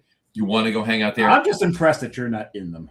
Well, no. Well, I took the picture. What I was gonna do? Hey, Jess, take a picture of me standing amongst these trees. There you go. So with my mouth open, catching the flies. Of course. And big news from the forest floor today. We work with a raptor rescue and just had a juvenile Cooper's hawk released in the forest floor today. It's the second time we've done it in 2 years. Oh, so cool. We actually have a couple nesting pairs of Cooper's hawk, and we have some resident bald eagles that like to hang out in the forest floor. Oh, wow. So if you are into birds, you may see some pretty cool ones. Raptors, absolutely. I was, and I'll drive Carrie crazy. Sometimes I'll nearly rear end somebody on the road. Like, oh God, it's a red tail. As I'm driving, but I was walking to the bus stop and like, what is in that tree? And I took a picture, zoomed in. This is Union City. We're just across the river from New York City. It was a peregrine falcon. Holy mackerel. And I had never seen one before. And I saw it in an urban atmosphere. Now I know they live in the skyscrapers, in New York City. But to be in Union. Actually, it was Weehawken. I was walking through Weehawken. That blew me away. Well, he took a ride on his wings over the river, and maybe he got a little tired. Maybe he just got a little tired. That's all. That's all. Was taking a break. As a matter of fact, wait a second. Where is he? He's in this shot right here. Dave's turn to be me and put a picture up there. Let's see if we can. There he is. Oh wow! Oh, look at that! Right, that's a peregrine. Fantastic. I've been hiking so many times where it's like you're not allowed on this trail because peregrine falcons are nesting. Cool, I'll go around, let them do their thing. But these are like this is up in the friggin' Adirondack to see one in to see one in Union City and Weehawken across the river from Manhattan. That was special. Yeah. All right. Oh, so Matt's diving in Indonesia. Very nice. Matt's diving in Indonesia. Yes. Are you gonna do any? He did put that up. He did, and Brian Boak's 10,000 pound towing capacity. It still draws on your fuel efficiency. Anyway, but he's diving in Indonesia, and he says that's not a selfie either. He said, there you go. But Indonesia, you doing World War II wreck diving or just reef? You talking to me or you asking Matt? I'm not asking you. I know you don't dive. I don't. You dive bar, but you don't dive. I dive bar. I don't dive water, right? Exactly. Fair enough. And we had that was a few weeks ago. We had top 3 favorite dive bars. Yes, we did on the show because it was National Dive Bar Day. So it was. We actually did a beer list today and last week, which we don't normally do because it's very hard. We're approaching 300 shows. Mm-hmm. And it's very hard to keep all the top 3 lists beer related. Sure. When you're approaching that stuff. Now, Frederick, do they have a great dive bar in Frederick? There are a couple good ones. I mean, one of my favorite dive bars in Frederick is almost a dive restaurant. It's called Wags. It's below street level. They have really great burgers and dollar Yingling. $1 Yinglings or $2 Yinglings? Because it might be 2. It's $2 Yinglings. Are they the thick, juicy burgers or the smash burgers? It's almost the perfect middle. It's right in the middle. Yeah. Okay. No, Jess and I went there. Wags. It's $2 Yinglings. Yeah. Okay. $2 Yinglings. I must get the industry price. You must get the industry price. There you go. They know you. I spent the 2, you spent the 1. There you go. Matt says he's doing something that's called muck diving. And he says, he's doing muck diving, tiny creatures, and vertical reef walls. Sounds fascinating. Quite interesting. I can't wait for the pictures. There you go. The pictures are going to be fantastic. And I'm sure he'll come up with a couple of the beer names, too, while he's down there. So. Yeah, there you go. There you go. All right. Jim, Brian just put up last comment.